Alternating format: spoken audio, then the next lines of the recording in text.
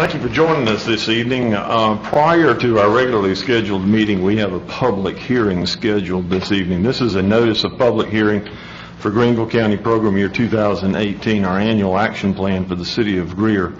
As many of you are aware, the City of Greer participates with the Greenville County Community Development Block Grant Program, which are our CDBG funds, and Home Investment Partnership Program, which is also funded by the U.S. Department of Housing and Urban Development. The Greenville County Redevelopment Authority is preparing its annual action plan for the 2018 year. We are holding this public hearing here at Greer City Hall, located at 301 East Poinsett Street, on Tuesday, March 13th, 2018, called and convened at 6:35. Community development and housing needs and activities eligible for funding under the CDBG and Home program will be discussed.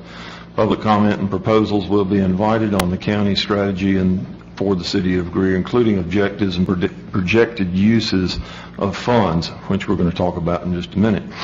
Also, an estimated $223,464 in CDBG funds and $72,000 in home funds may become available in July. An estimated $70,000 in CDBG money program income and $180,000 in home program income are also expected to be available through the program year.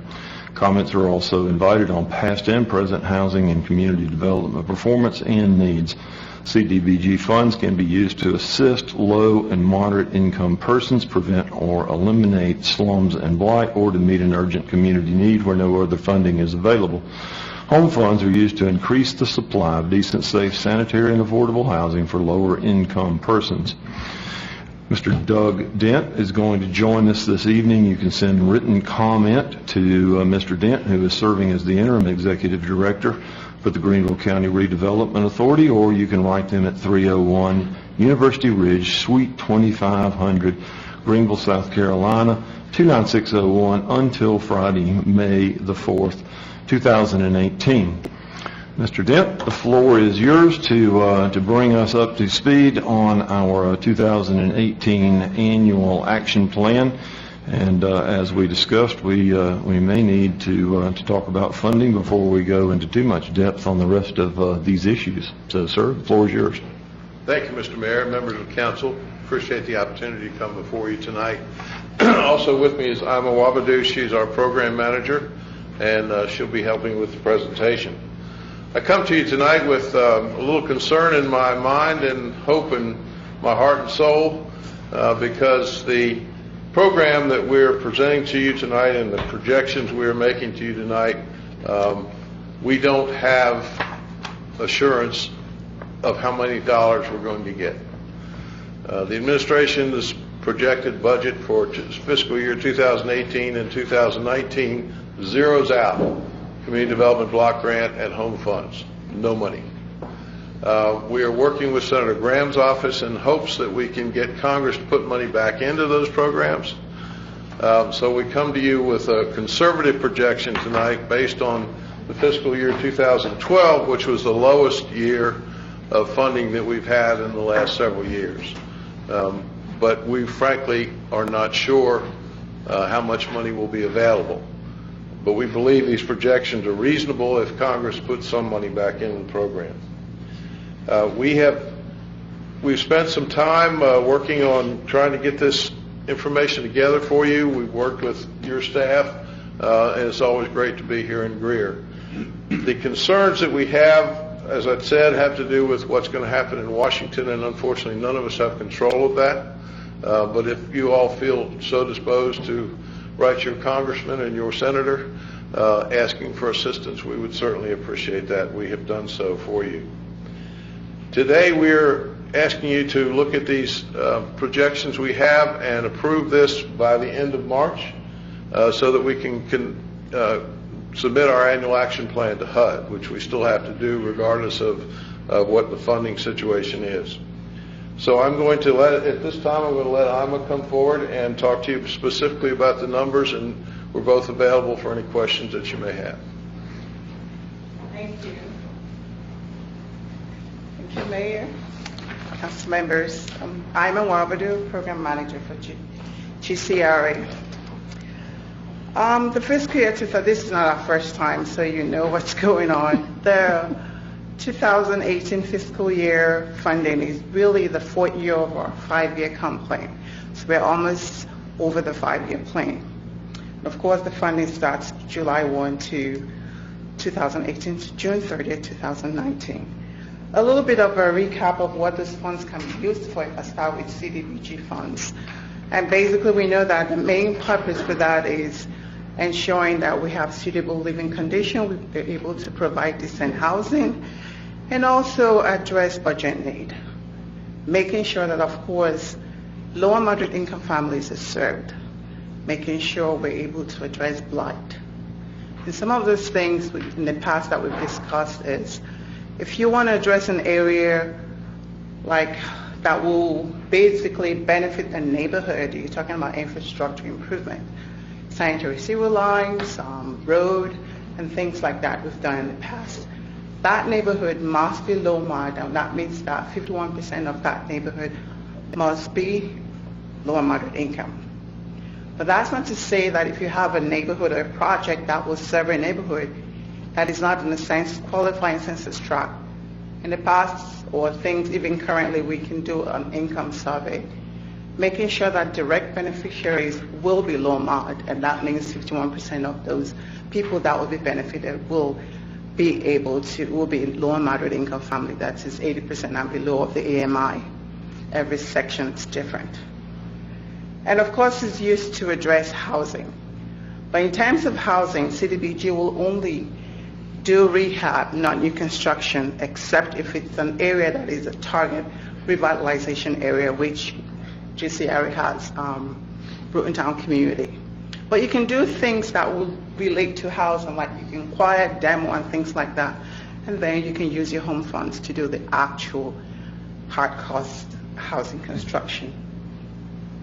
We do it a lot for public service. You have over, I think, 6 partners, nonprofit agencies that you fund with your CDBG funds. HUD requires that at least 51% of your funds can be used for public service activities. Then you also have public facility improvement. And of course, for that has to be, if that facility serves a specific clientele, which is seniors and things like that, or that particular target population, it can be in any neighborhood. But if it's going to be served for everybody, the only thing you can do there is addressing ADA facility, improvement to the ADA. That's the only thing we can do. And of course, we've actually expanded our CDBG funds to provide loans, economic development loans, business loans, and facade improvement.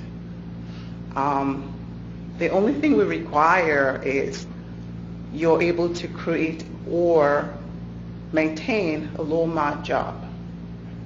We're not a bank. Our goal is to make sure that business thrives, is able to sustain, is able to keep itself together, but create a job that is low and moderate income. Our loan program, we have about $25,000. It could be a new startup, it could be an existing loan or anything like that. You can use it for operation activities and things like that. The main thing is, at least we give you a year to provide that low and moderate income job.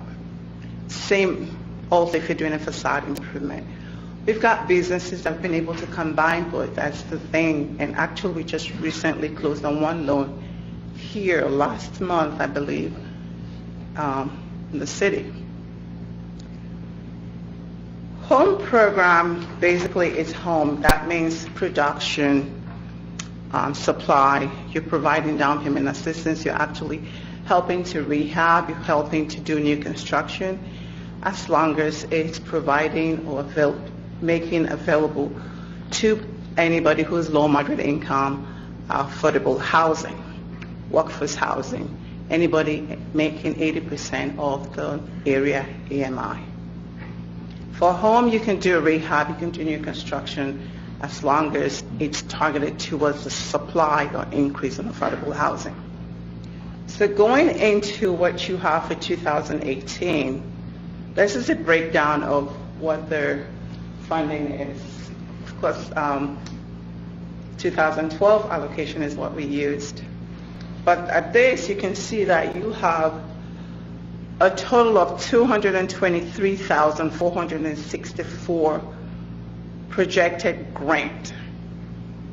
And then you also have program income. You've got projects and programs that in the past have been generating income to the city. So you've got $70,000 in program income.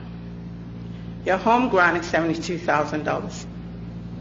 And then your program income in home, because we keep using your funds, we build and sell. And you can talk about your Creekside. There's been a wonderful project. And I'll show you a little bit more of some of the houses or things that we've achieved in that area. So you can see that your total home and CDBG grant and program income is $545,467 if we get this particular funding level. Of course, if it increases, we'll recalculate everything based on the same formula, population, housing, condition of houses, the density, and things like that, to factor in how much the city will be getting. And one other thing I need to mention is these are usually a projected program income, but sometimes each year you do get more than what we project, and we just basically increase your program income for that year. And it's set aside in this format because the new construction will continue to build in your Needmore community as well as the Creekside community. These have been excellent homeownership units that we have there. Of course, we do provide owner-occupied rehab, and most of our rehab is about $25,000 to homeowners to help them, rehab whatever they need done. The emergency rehab that we have actually increased from $5,000 to $10,000 per household. Anybody living with disability or any senior, just to make sure we help to encourage age in place with this particular program. This is a forgivable loan. The infrastructure improvement that we're projecting is actually this year. We're getting ready to start Needmore Spring Street project.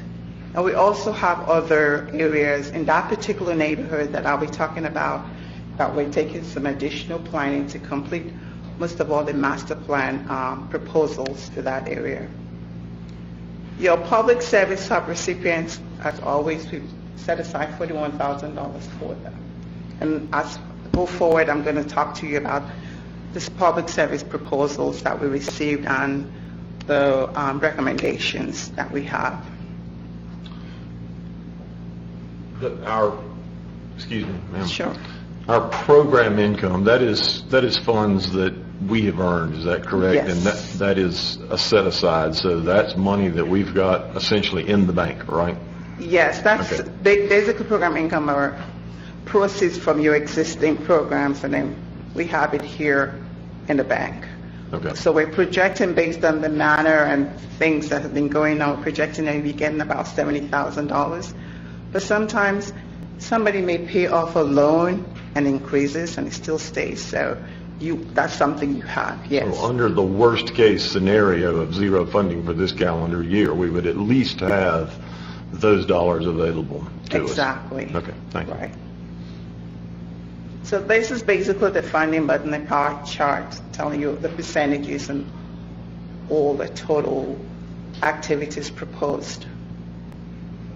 Coming to talk about your subrecipients, there was a total of 7 applications this year. The Greer Parks and Recs to use your program. This is a summer program, and the request and the recommendation for $6,000. Greer Senior is a computer class, and if you want in detail, we can explain in detail why some of those funding levels were made. Last year we gave them $1,000. This year they still have $1,000. Still waiting for the classes to be done. So those kind of things, the performance of how the program had been going on and things like that was taken into consideration as well.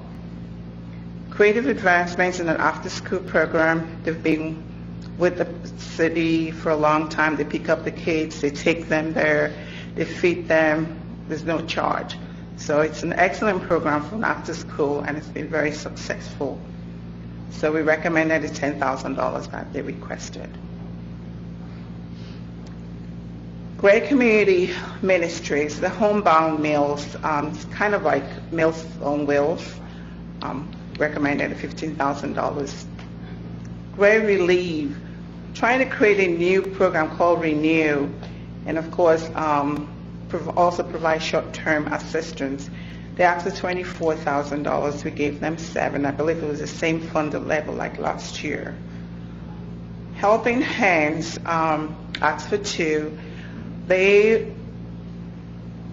A lot of people benefit from this program. They've worked a lot in ensuring their program has been very successful. They ensure that all the people that benefit are low they're able to provide food, diapers, things like that to families. Senior Action is a new program this year. This is a type of that is a transportation. And basically, one of the things they requested, the main thing they requested for this particular area is non-medical coordination. And did not fund them because as we read through their proposal, it wasn't quite clear how, the client being served and the cost of the transportation, how we're going to factor that in, and what was going to be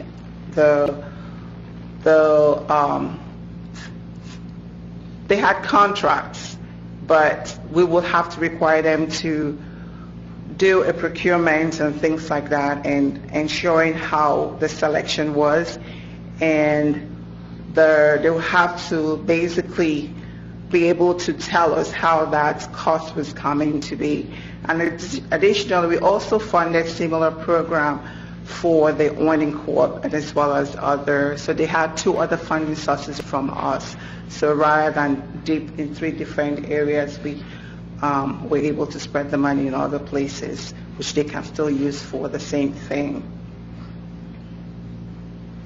Talking about your need more revitalization, you do know that, of course, we've completed the Canton and Tremont infrastructure project that was over almost $1 million using GLDTC funding and CDBG. And that's the same thing we're going to repeat on the Spring Street project. The Spring Street is almost over $1 million project. GLDTC has actually committed close to $500,000, and we put in the other. Engineering costs, they've been paying that. We haven't had to pay the engineering costs because it comes with an engineering company, the Co-Transco. They've actually acquired all the right-of-way. They have awarded the contract right now. They're waiting for the contractor to sign the contract and get their bond. So we believe in a month or so we'll be ready to really start mobilize the contractor. Nehemiah Corporation is building 2 houses along that Fuller Street. You did give them $80,000, and that's what they're using. They're going to do the first 2. They've finished the subdivision, they've replatted, it's recorded, so they'll have the first 2 and then come back for additional 2. We are looking to plan the Mountain View. We'll have an engineer that will be working with us to address that corner because there's an issue with the turning radius around there. So we're going to be looking at it and redesign that area. We looked at the condition of the roads based on the master plan assessments. So pretty much after this, addressing Mountain View, I believe most of all the projects on the infrastructure has been addressed. During the community meeting last week, we understand we have to look at a drainage issue around the Forest Street area. So that's another thing the engineer will be taking a look at while also looking at the Mountain View area as well. So the combination and the partnership with GLDTC is really wonderful because it's going to really save us a lot of money. We will have had to save almost, you get averagely about $100 and something thousand each year. You're going, saving another 4 or 5 years, which you're not even sure what the funds was going to be like. We're not sure of this year. So at least having that fund from the GLDTC helps to get a project done, completed. It helps, the partnership is great. We don't have to go through the acquisition. We don't have to go through procurement because that's already done. It's really saves your time, funding and all of that. And the neighborhood has been very impressed with what we've gotten in the past, especially the Canton Tremont Street area. Creekside's another that we've been working on. To date, we have 10 houses sold and 1 under construction. One of the things we're looking at is because of the condition of the funding, home funds, we're looking at other options, working and partnering with a bank to help us make this process faster. The phase 2 section, which is on the southern side, that's another thing. We could have other options, either a bank or another partner that could build something similar as we do, so we can finish up the units on this particular neighborhood. And of course, the center area is the senior housing. That's partnership with United Housing Connections. These are samples of the houses, actual houses. Those Spring Street houses were built and sold really quickly as well. So the houses there really go very, very fast. So these are some of how they look. Pleasant View, Pleasant Brook, it's in Creekside, and really, these are 2 houses in Creekside. So I would try to make sure that no 2 houses are, similar next to each other. Try to, interject different designs so you have some variety as you go along as well. We talked about facade improvements. Those the top ones are the before and after of our facade program. And then the Empire Limited is also a business that just received business loan from us.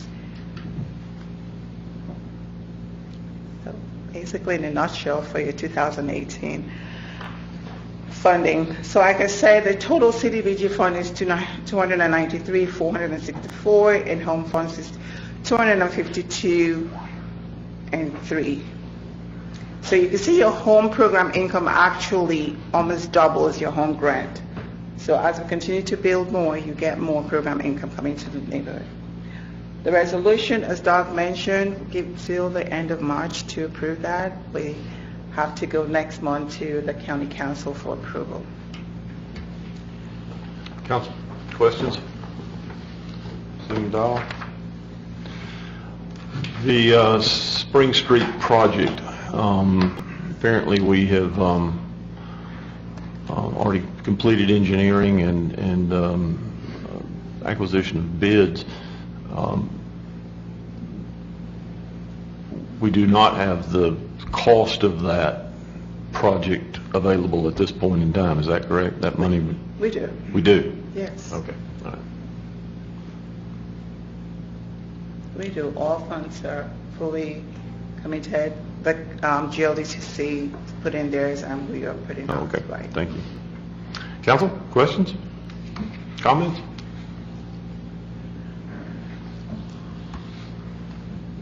All right. Well, we thank you. Appreciate it. I'd now like to ask by show of hand, is there anyone here this evening that would like to offer anything in regards to our notice of public hearing for the Greenville County Program Year 2018, our annual action plan for the city of Greer? If you'd like to speak in regards to what you've heard this evening, please indicate so by raising your hand. Let the record so show that no one indicated that they wanted to speak.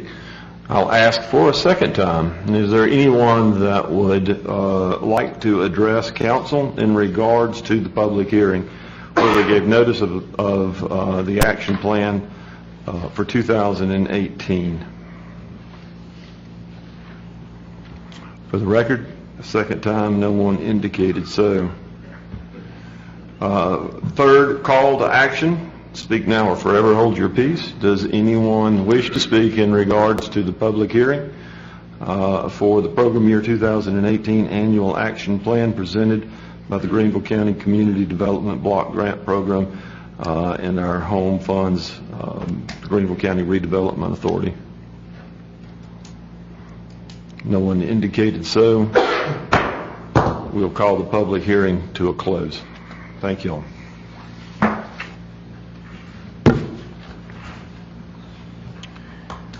With that, I want to call our regularly scheduled meeting to order.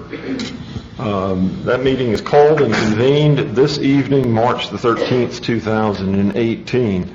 Having called our meeting to order, I'd like to ask Councilman Riley Bettis, if he would, to lead us in the Pledge of Allegiance, after which he will pronounce an invocation for council. Please stand.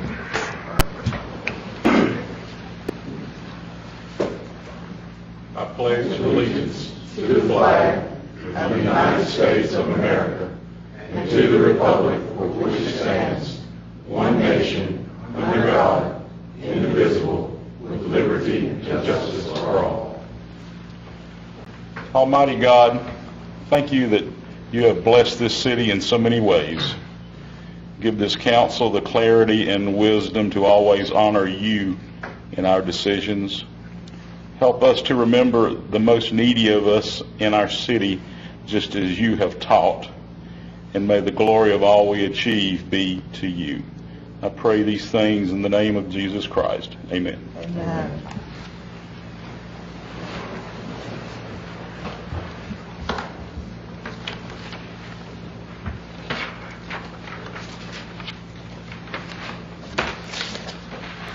We set aside time at the first of each meeting to allow the public to present items to the council in regards to concerns that may be coming up on our agenda this evening. In public forum, we will entertain your comments, and it is the policy of the council that we will consider your requests, but we typically don't answer any questions in regards to items that may be raised in that regard. We'll welcome you to stay for the rest of the meeting if you would like, as the items typically will be discussed later on in the meeting, and you may hear more information from staff as we go forward. Typically, we would not limit the amount of time that I would offer you in regards to your comments. And while I won't necessarily watch my watch this evening, I would ask you to consider that we have a number of people that would like to speak this evening. And so if you can be succinct and brief to the point, we would appreciate it.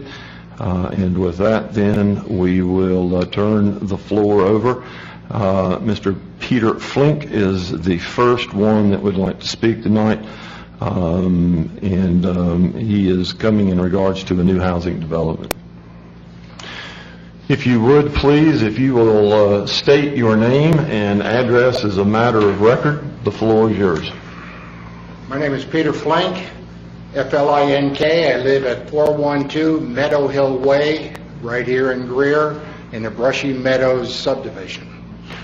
And the concern that I have is the proposed building along Henderson Gap Road, and for some very obvious reasons, with the topography that's involved with that road coming down up toward Brushy Creek, with a steep hill.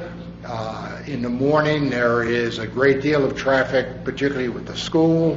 As that then enters into Hammett Bridge, There's some congestion at that point in time, dropping kids off and so forth.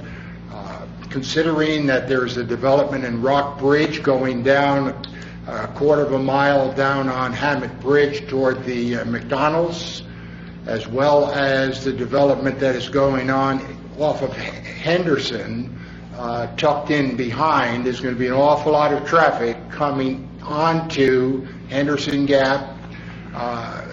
Couple of concerns, obviously, also would be if there are going to be children living in that development, you're going to need sidewalks to enable right now it's a dangerous situation with kids walking to and from school, particularly in the afternoons with the sun and so forth. So the need for a professional traffic impact study to go beyond just that Henderson Gap. There's also the probability that people will try to cut through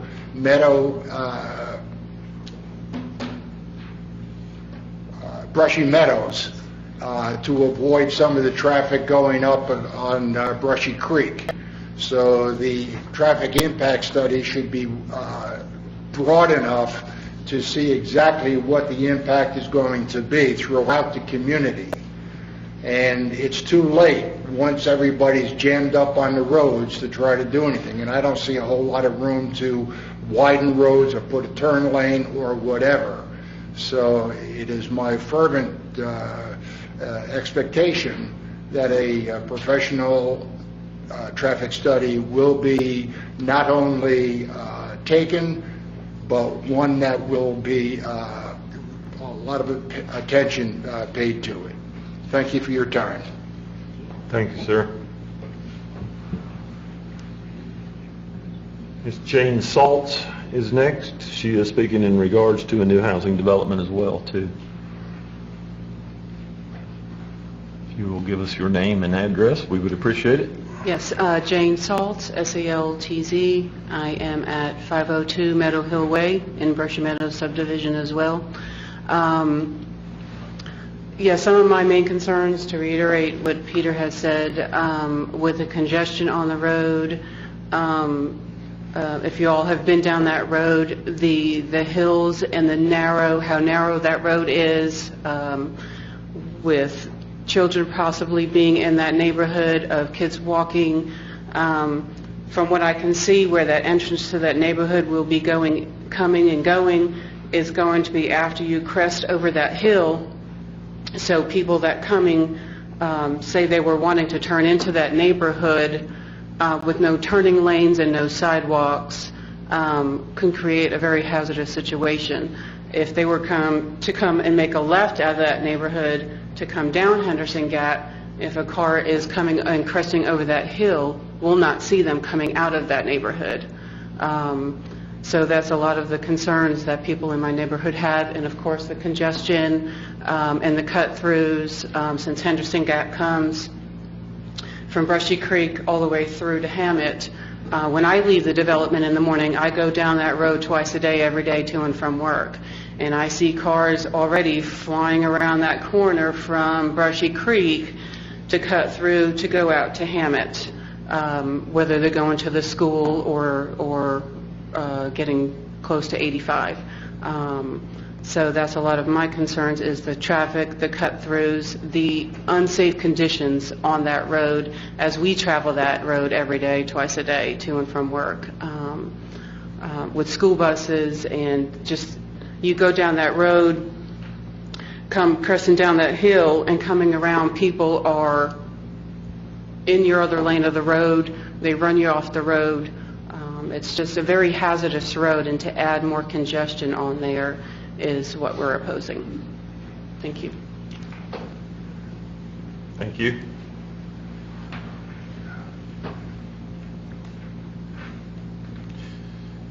Teresa DeVito would like to speak in regards to a new housing development as well. Yes, Teresa DeVito, DEV, ITO, 509 Meadow Hill Way, Greer, South Carolina. Brushy Meadows subdivision as well.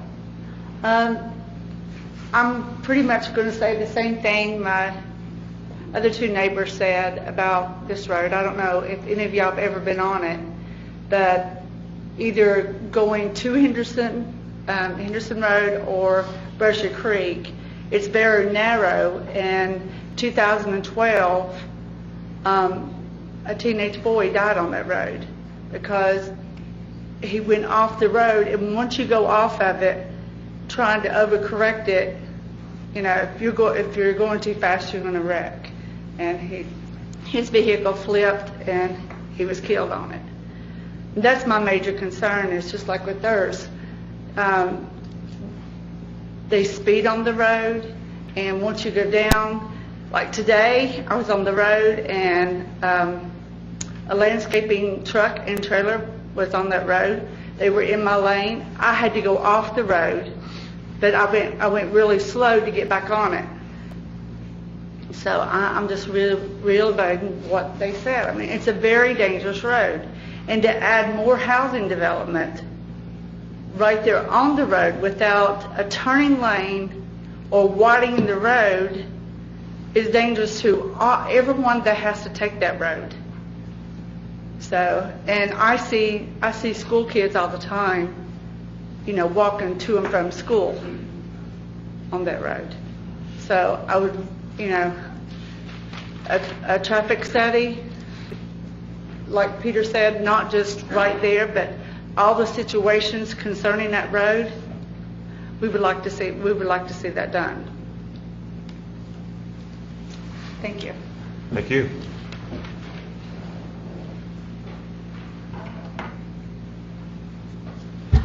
Matt Bowes, you would like to speak regarding a brewery ordinance.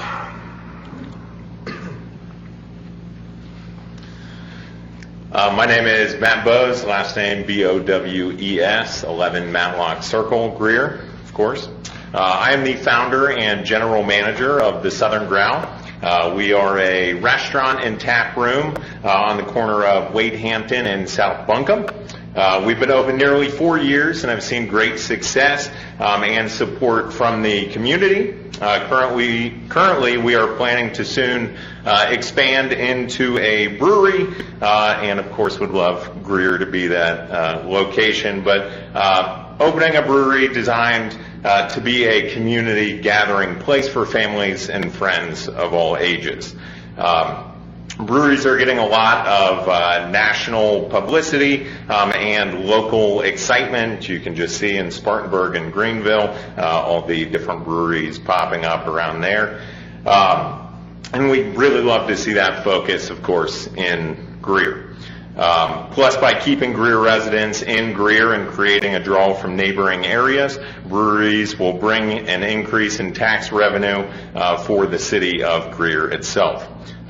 Personally, as a local business owner and a member of the Greer community, I believe now is the right time to update the Greer ordinances, and so do our patrons. Again, thank you. Thank you, sir.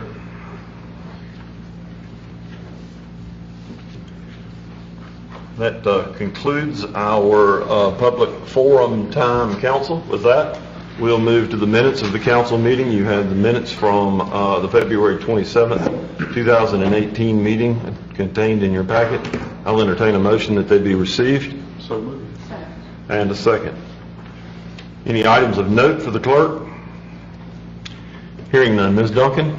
Mr. Arrowood? Yes. Ms. Booker? Yes. Mr. Dumas? Yes. Mr. Bettis? Yes. Ms. Albert? Yes. Mayor Danner? Yes. Council will move on to a presentation this evening. We have a presentation coming from the City of Greer Fire Department about a 2018 through 2022 customer-centered strategic plan. I hope you've had an opportunity to take a look at this. While I intended simply to scan it this weekend, I found myself reading it with quite a bit of interest. I think you're going to find the information that is contained in the report this evening both timely and appropriate and gathered from our community, which I think validates what you're going to see. Chief, floor is yours, sir. Thank you, Mayor and members of council. Tonight I wanted to introduce the gentleman who's going to present the strategic plan to you, but first I wanted to thank everyone who was involved in that process, our citizens, our business owners, and of course our fire department staff, and also wanted to thank Scott Keeley, who was the project manager on the fire department side. So to that point, the consulting firm that did the work for us is Practical Solutions for Public Safety. They're a full-service public safety consulting firm. Since 1997, they've provided consulting services in 48 of the 50 states, as well as all the U.S. territories. Examples of some of their most recent projects include, obviously, our strategic plan, the Spartanburg County Sheriff's Office training on policy and procedure development, the Henderson County Sheriff's Office operational assessment, and they are currently completing a needs assessment for growth and facility modifications, staffing needs, and operations through 2030. Tonight, presenting for the firm is Mr. Kelly, who has 40 years of experience in public safety. He retired in 2006 as the Assistant Chief of Arlington County, Virginia Fire Department. He also was a certified law enforcement officer and served as the bomb squad commander. Locally, he is involved in the community through the Holly Springs Fire Department. Thank you, Chief. Well, this day is finally here. Thank you, Mr. Mayor. Thank you, Council. Thank you also, City staff, for allowing me to come up and present this strategic plan to you. We started this process almost a year ago, and I'm really happy to see that it's finally here. If we take a look at the introduction slide here, and when you take a look at the slides that I may have supplied you, you'll notice they don't match the flow of the strategic plan, because the slides are the process flow and how we got to this. If you need to know page numbers as we go through, I can tell them to you that are in the packet that then you can reference to. But this is about the process that we used and the exact flow we used to get to the end result. Any questions before we get moving? Okay, very good. So again, it was a customer-centered strategic planning process, which we used both the citizens and we also used members of the fire department. Actually, at no time did these three gentlemen get involved, the upper management of the department, in the process itself as far as the responses and the answers that were provided. We put out surveys to the members of the department. We had citizen focus groups, and then we had member department focus groups, and tried to make it as inclusive as possible. We used the model of the SWOT analysis. It's got other terms and other names coupled with it, but it all comes back down to the same thing, measuring what are we best at, where do we have weak points within our agencies, are there opportunities we're missing, and who else out there can do it better than us, or what are the threats that might harm us as far as doing our mission and doing our goal. Based on all the information that we gleaned in the SWOT analysis, we did the SWOT analysis with the citizen groups, and we also did it with the members of the fire service. We then had once we got all this data and this information and all the surveys back, then we got groups back together and did a visioning, mission, and goals exercise in order to come to what the future is for the Greer Fire Department. Again, customer-centered assessment. Member questionnaires were both electronically sent. We also sent them out U.S. mail in case people didn't want to open up their emails or thought it was spam or junk mail, even though it came from the fire chief. They should have opened it. But anyway, I'm glad to report we had a 25% response rate on the survey, which is pretty good for a survey. Again, it was anonymous. Surveys were sent back to our organization. I had them hand-carried to me. I had them electronically sent. I also had them mailed back to me. So in whatever form or fashion, I did get responses, and all those responses remained anonymous. We then took all those survey results and we gleaned them down. We had asked them 3 questions. We asked them to list significant weaknesses internally and externally. We asked them to give, what are they doing great? What's positive feedback for the fire department? And what they saw as members of the organization as the most critical issues. We gave them, they could list up to 3 most critical issues that they personally felt. Again, this was all anonymous, and so this is a great way to get some feedback and information before you start the larger process in stepping into the room. I did a separate assessment for the chief's command staff that was a little more in-depth and detailed as far as looking at the different histories and personalities of his command staff. Also, the command staff were not involved in the initial meetings. They were involved in the visioning process, but not in the SWOT survey. Again, we wanted everybody to have a voice and not feel that there'd be any kind of, retaliation if they said anything. And so we tried to keep it very, very neutral. We had a wonderful citizens focus group. We had 10 citizens that participated in the focus group. We had media, we had clergy, we had schools, we had internal government agencies, as well as volunteers and citizens that participated. And so we got a nice cross blend of the community to participate in the citizens group. And as well as the member focus group, we had 22 members. Over half of the agency participated in the different meetings that we had, which is outstanding. So for these 3 questions you see on the top, here are the responses listed in priority. So negative responses they saw, when we took all the information, put it together, staffing issues, they think staffing levels are their #1 issue, followed by the ability to communicate, radio communication systems, followed by communications both interdepartmentally and within the city itself. And that was tied with 3 things. Station and equipment, they felt were subpar. They needed more stations to eliminate contract services, and you'll see that come up again. And so that's the gut feeling of the members of the agency. The things that they felt the department was doing great, the top 3 strengths, where they think they provide great customer service, and you'll see in the citizen responses, the citizens think so too, which is excellent. It's great that the 2 matched. The full service from the command, they get full support from the command staff. The current command staff that's in place, they feel like they're supported, they feel like they're moving forward, and also opportunities for education and training are out there now and available to them where that might have been an issue in the past. So the 3 most critical issues, remember we asked in that survey, what were the 3 things you think are most critical? #1 was contracting with other fire departments to provide coverage. It's not the issue of contracting, it's the issue of customer service. They've heard stories, and you may have heard stories, that somebody you contracted with came into their jurisdiction and didn't treat the citizens with the same level of care or respect that maybe Greer Fire Department does. And they feel very strongly about that. In fact, they feel passionate about that. That says volumes about the agency. The apparatus fleet and lack of functional equipment maintenance was #2. They did have some issues when the chief came into the agency with some disrepair, and I understand some of those things are being turned around. Staffing levels. Of course, everybody tries to strive towards what we call 4-person staffing around the nation. In some places, that's just not feasible, but that's always a concern. And then finally, and here it comes again, communications, dispatch.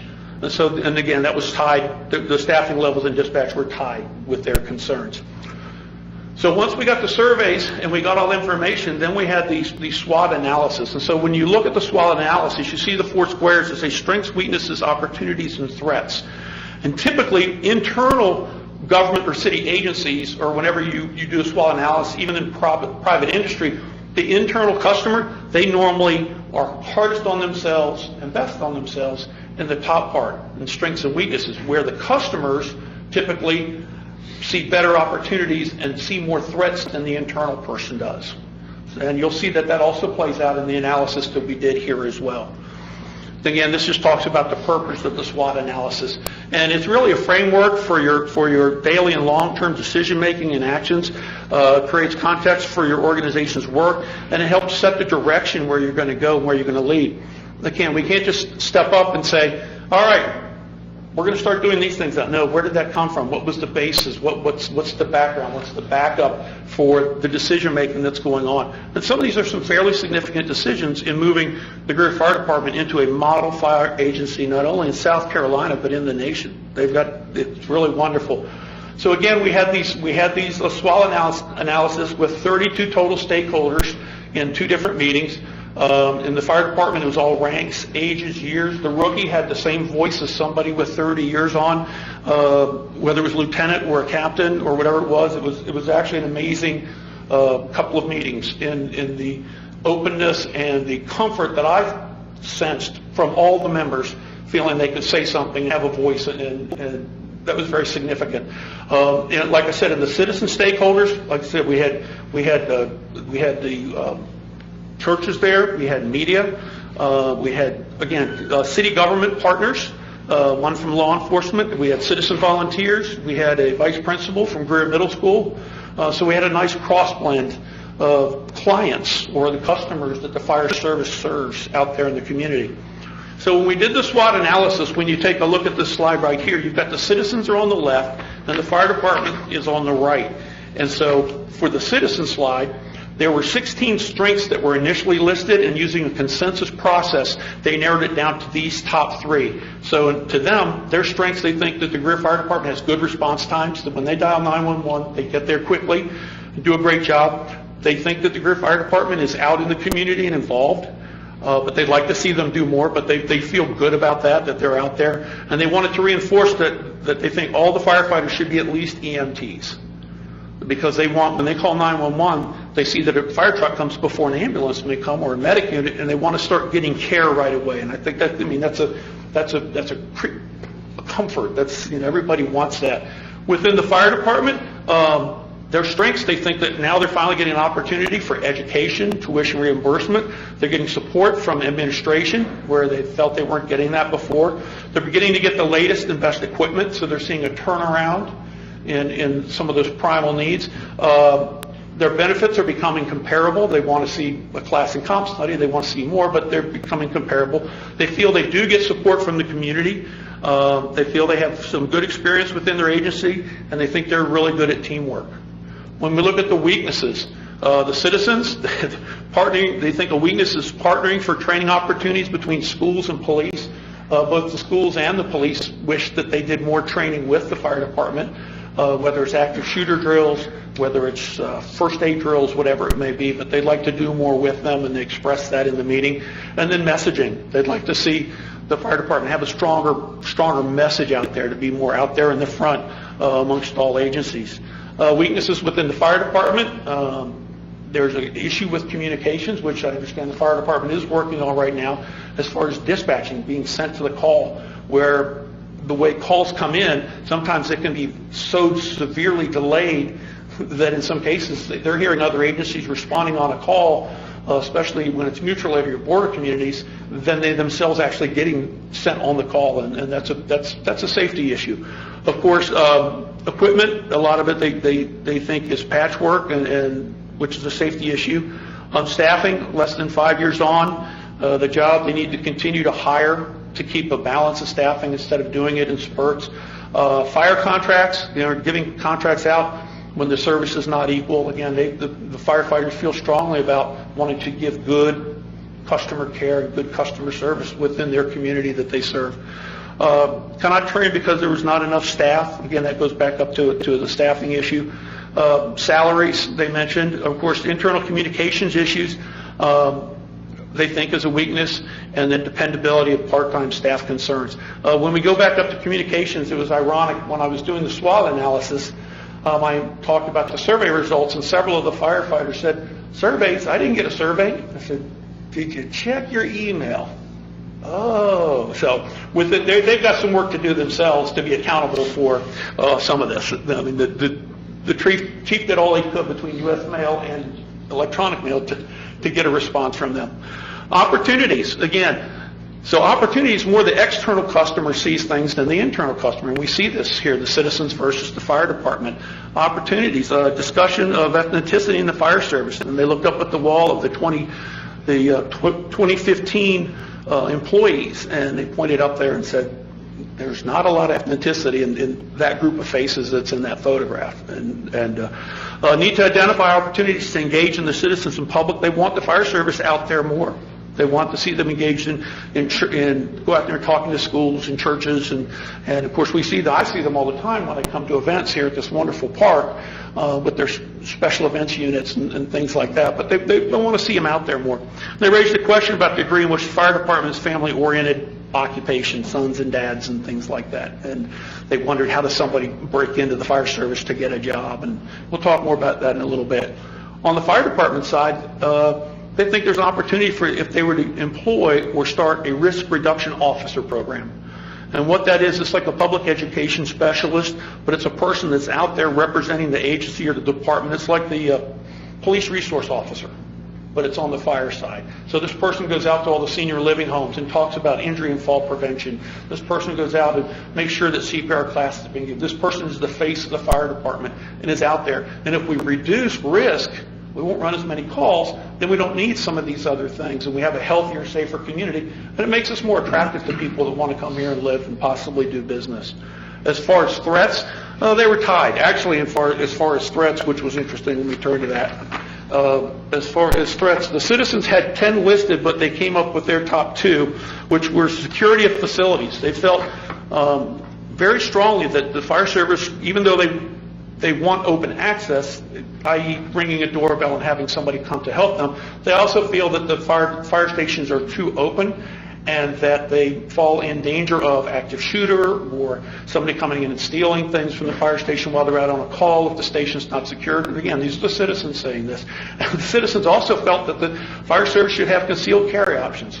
Now, I don't agree with that, but this is what the citizens said. And of the 10 issues, these 2 rose to the top unanimously by the 10 citizens that were there from all different factions. As far as the fire service, elimination of a Greer Fire Department is a significant concern.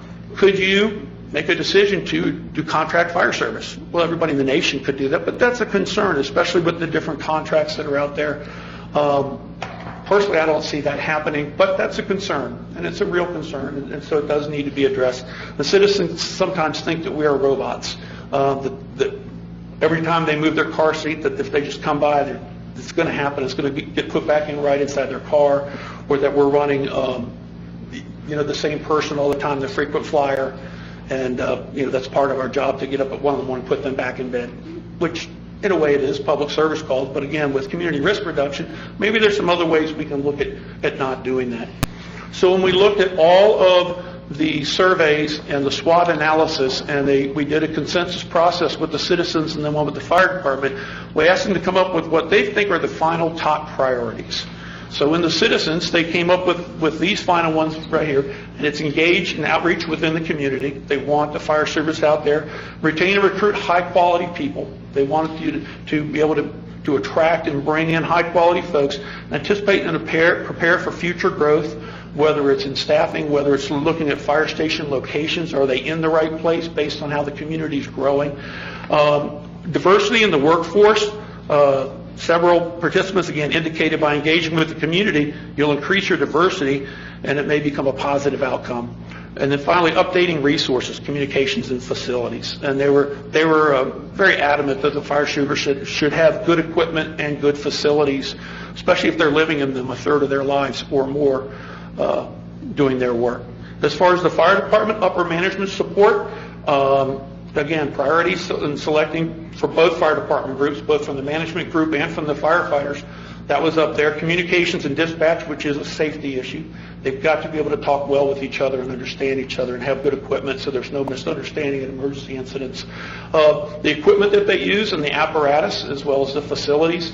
Again, the priority of getting personnel or people, and then there we go again, community risk reduction or risk reduction at all.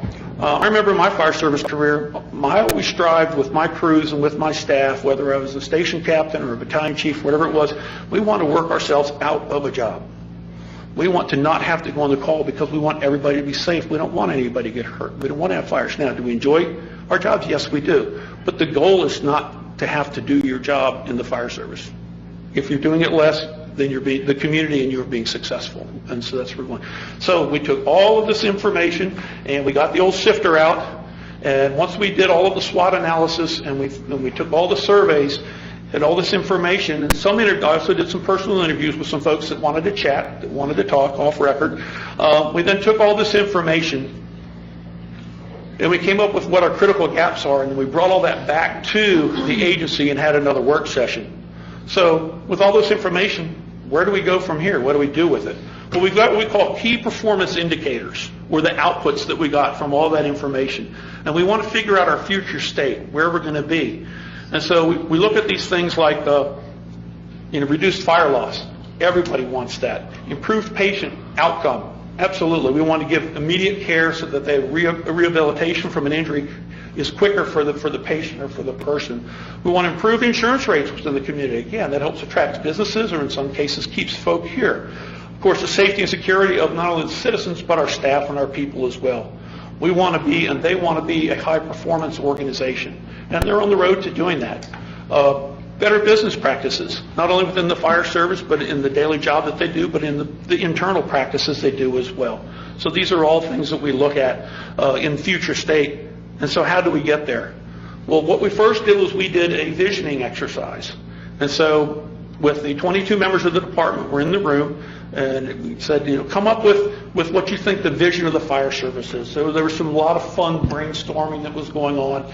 And when they were done brainstorming and wordsmithing, we came up with 3 different slogans or 3 different visions. And so then we used the consensus process and asked them to vote of the 3, which one do you think best says what the future of the Greer Fire Service is? And they did consensus voting, and this is the one they came up with. The Greer Fire Department will lead our community in risk reduction. They want to lead the community in making it be a safe and healthy place to live. And that's what they want as their vision. So by doing this, their mission is in committed service to our community where we live, work, and play. Now, when we did the mission statement, there were a lot more suggestions, and they're all listed within the report as how they were going to get there. In fact, they had 22 terms and 8 statements. And of those 22 terms that folks said, there was, again, a lot of wordsmithing, and it was all open dialogue. It was a lot of fun. I don't know if any of you gentlemen were part of that or not, but it was good, and it worked out well. And in the end, they came up with this statement right here. And I think it's very telling when you take the vision and the mission statement and you tie them both together. It says a direction. It says a goal. It says where they want to go. And so then I asked them, so then if we're going to do this, what should the values of the agency be? What should we hold accountable? What should we strive for? And they came up not only with these 7 terms, but also the definition. The definition was not thrown at them or pulled out from some other document. They came up with these, and this is very good work. I've done a few of these, and I was never happier than coming out of that building that day with this and going, wow, these men and women, they've got moxie. They're on the ball. They're willing to put it out there, and I think it says a lot to be held accountable for what they're doing, to strive to have good teamwork, to be allowed to be creative in what they do. With also still holding on to tradition, respecting each other in the community, and being honest. I think those are all great things. So out of all that, and out of the priorities that came out, and the critical priorities and whatnot, we looked at then the future of the Greer Fire Service, and I said, well, what do we need to get done based on all the things that were listed, of all this data, in order to achieve this? To be on the road to excellence, to being on the road to an accredited fire service, to start our master plan and our trip or our road down the road. And we came up with 10 priorities, or 10 things, which were, if you look back through the report, you'll see those are listed in there in different places that are then put into this final section within the report. And the number one thing, which was unanimous amongst all the folks that were in the work session, was community risk reduction. And having an assessment tool to do that. And they look to see that as low-hanging fruit, as something that they could probably achieve, within a year, whenever that is started. Of course, community involvement, right there with 1 and 2, they were right there together. There's a persona, reputation, firefighters sit around in the station in big fluffy chairs and cook and don't do much. No, that's not the case at all. There's a lot that happens. There's a lot that goes on. But that's that perception. That was that perception when I joined in '78 in my agency, because they were doing that in '78. But not so anymore. Not in our fire services here in America today. The third was their equipment and apparatus. That takes time. That's capital money. You have to budget for that. You have to plan for that. And they realize that. Same thing with their facilities. Those aren't easy fixes. They realize that. But they want to start working on those things and start getting it on radars. Recruitment and retention. Again, looking at Explore programs, looking at classic comp studies for salaries. You want to be competitive. I volunteer at Holly Springs, and I've got Greer firefighters that volunteer with me. I've got Greenville firefighters that volunteer with me. I have highway patrolmen that volunteer with me, and local police. And it's interesting when I hear the conversations around the table, and tonight's a training night there, at Greenville, we just got these benefits and we get paid, and to hear those conversations, and Greer, it sounds like between Spartanburg and Greenville is maybe 3rd tier, and does Greer want to be there? Do they want to be more competitive? But it's something that needs to be looked at, and again, it's ongoing. Of course, training. Training is always important so that they stay safe, and so they are the best at what they can do when they're called to do it. Mutual and automatic aid agreements, sometimes those take time, sometimes they can be renewed or they're right away. Of course, communications and dispatch, again, to me that's a safety issue. And then, of course, any, things involving personnel, and then contracts for services, again, depending on where those go in that period of time. So you can take all this information and you can come with some type of master plan and plan this out. They actually had critical factors or critical indicators for working on those, and the critical tasks. And so you'll see inside the back of the report, those are listed with it as initial considerations in going down that road to working on these things. And that's the flow of how we got the information and ran the meetings and put it together in the plan that is before you. The other thing that's before you, and it's something I kind of like, is what I call the one-pager. And so I just gave you however many minute talk just now. You've got a 40-page document in front of you.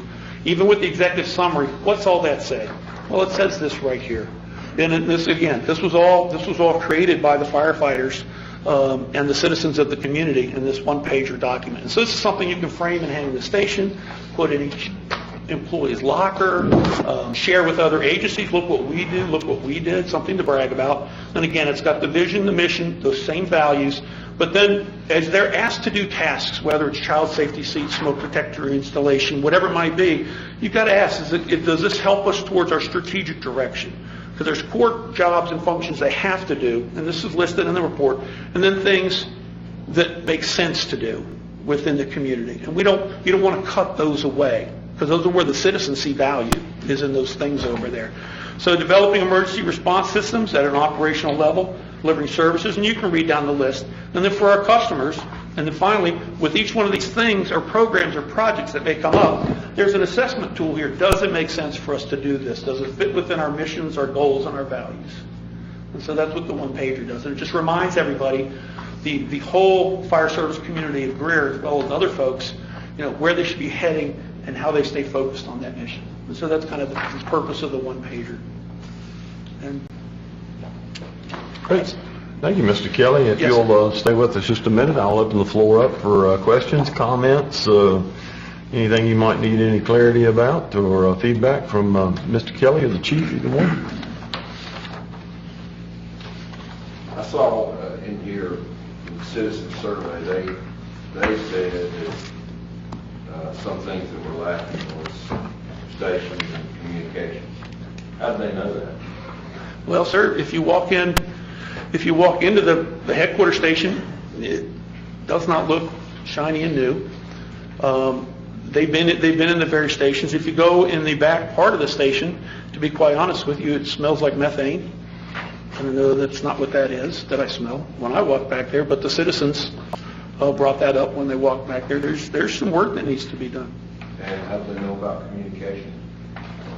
Because some of the folks within the group were, one of them was a police officer from Greer, one of them was a newly retired police officer from Greer that were in the focus group that was also a citizen volunteer. So they brought that up. And I see some of the firefighters were concerned about pay, and then you said that we are third tier. Was there a study on that? I have no idea. I was just going by what they were telling me. There could be a study, but that was not part of this scope. So we're third tier, and there's not, that's just... That was as it was reported to me. Okay.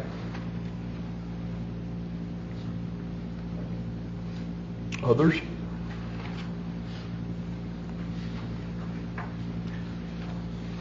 I guess I don't have any direct questions, but I would like to add this to our, or some of the topics about it to our meeting that we do with council and staff. If we can put some of those on there.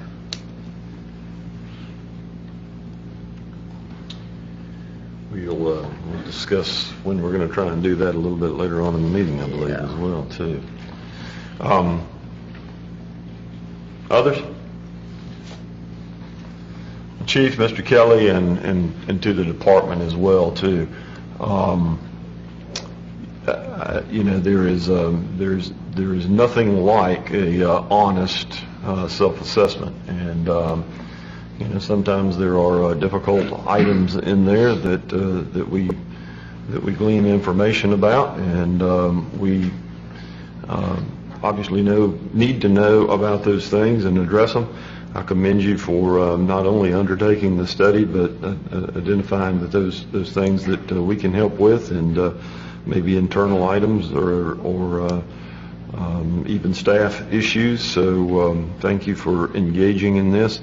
I don't think this is ever time wasted, and certainly I think it'll prove to be to our benefit as we look to build this department, and look forward to what's going to take place there in the future, both as a result of changes that have already been made and have been suggested in this study. So thank you, both of you. Thank you, and the department as well too.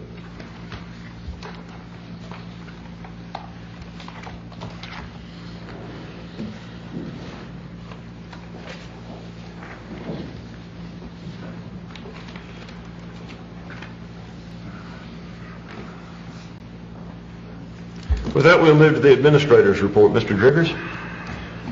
Thank you, Mayor, members of council. A couple of calendar items just to offer to you as reminders of some things that are coming up for us. Next week, we will be involved in our downtown's annual Touch a Truck program. All of our departments participate in that. All of our departments that have equipment participate in that event. It has become a truly wonderful community event. The children in our community really do love this. And we're going to be doing that program next Tuesday evening, March 20th, the Touch a Truck in downtown. I hope you can join us. The following weekend we'll be with our recreation department participating in our Egg-tastic event.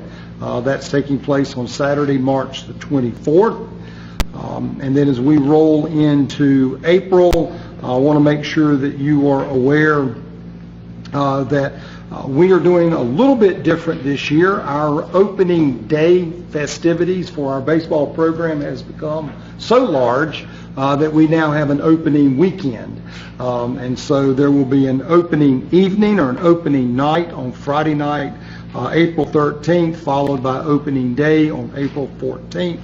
Again, it is a wonderful tradition for us as a community for our opening weekend of our baseball season. We encourage you to come out and join us for that event as well. And then we'll also be participating in our international festival that'll be taking place on Saturday, April the 14th as well. So lots of calendar items, many things going on here in the community.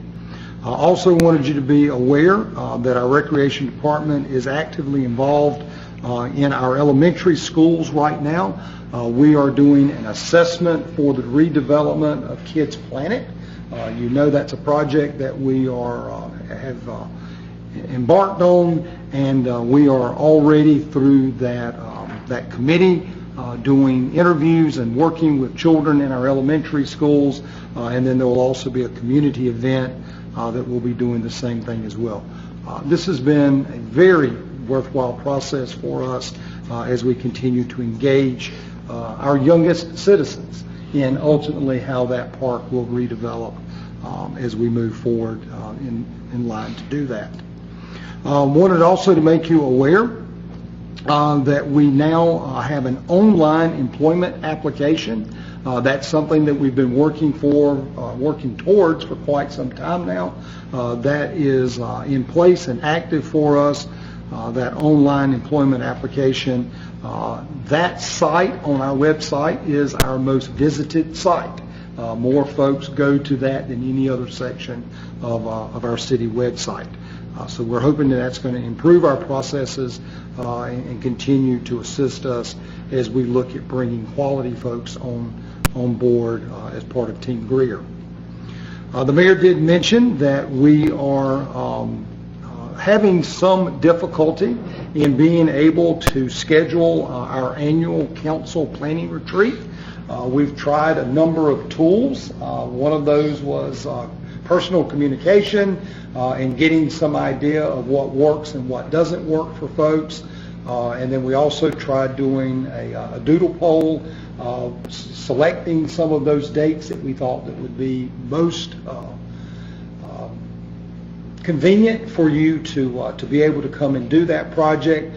We have not been able to reach a consensus where all of our members are able to participate, and because we are at this point of trying to make sure that we select a date that everyone can participate in that process, we have not been successful in identifying that date.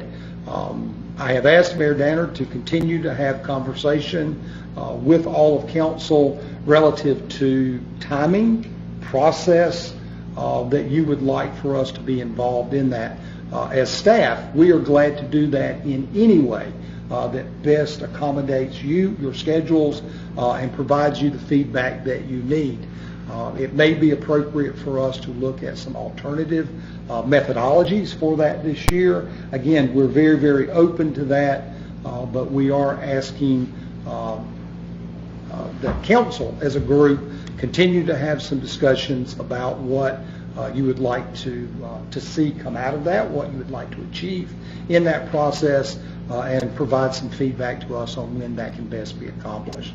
We're confident that that can occur. We just haven't been able to successfully find the date that works for everyone. But we're sure that we can get there. So, Mayor, I'm just going to kind of leave that back to you to help us get to that point. And what will be your second to last reminder that your statement of economic interest, your ethics reports are due by March 30th. I will do the last reminder at our next meeting.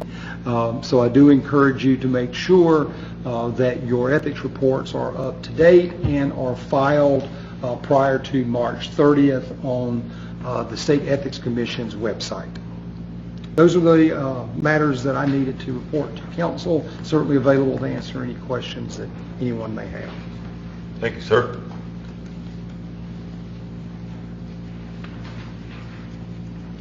With that, we'll move to appointments for boards and commissions. We do have an opening at District 1 for the Planning Commission.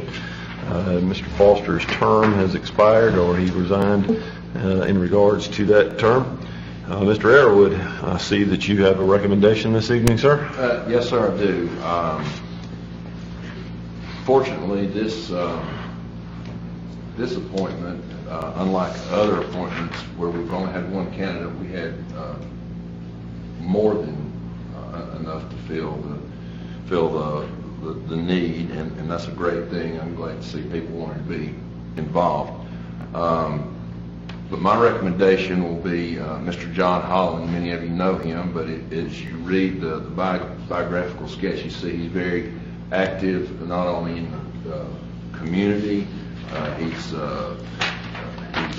active with our city, with the fire department. He also is a former member of the Planning Commission. He served 6 years. He has prior knowledge and training, which will allow him to be able to hit the ground running, which I think that's what set him above the rest, because of with everything we have going on. And Mr. Holland has some big shoes to fill. Mr. Foster did an excellent job for us in the city, and my hat is off to him for all he did. But my recommendation to fill Mr. Foster's position would be Mr. John Holland. That comes as a nomination. Do I hear a second? Second. Floor is open for discussion. Any questions of Mr. Arrowood? Hearing none. Ms. Duncan? Mr. Arrowood. Yes. Ms. Booker. Yes. Mr. Daniels. Yes. Mr. Bettis. Yes. Ms. Albert. Yes. Mayor Danner. Yes.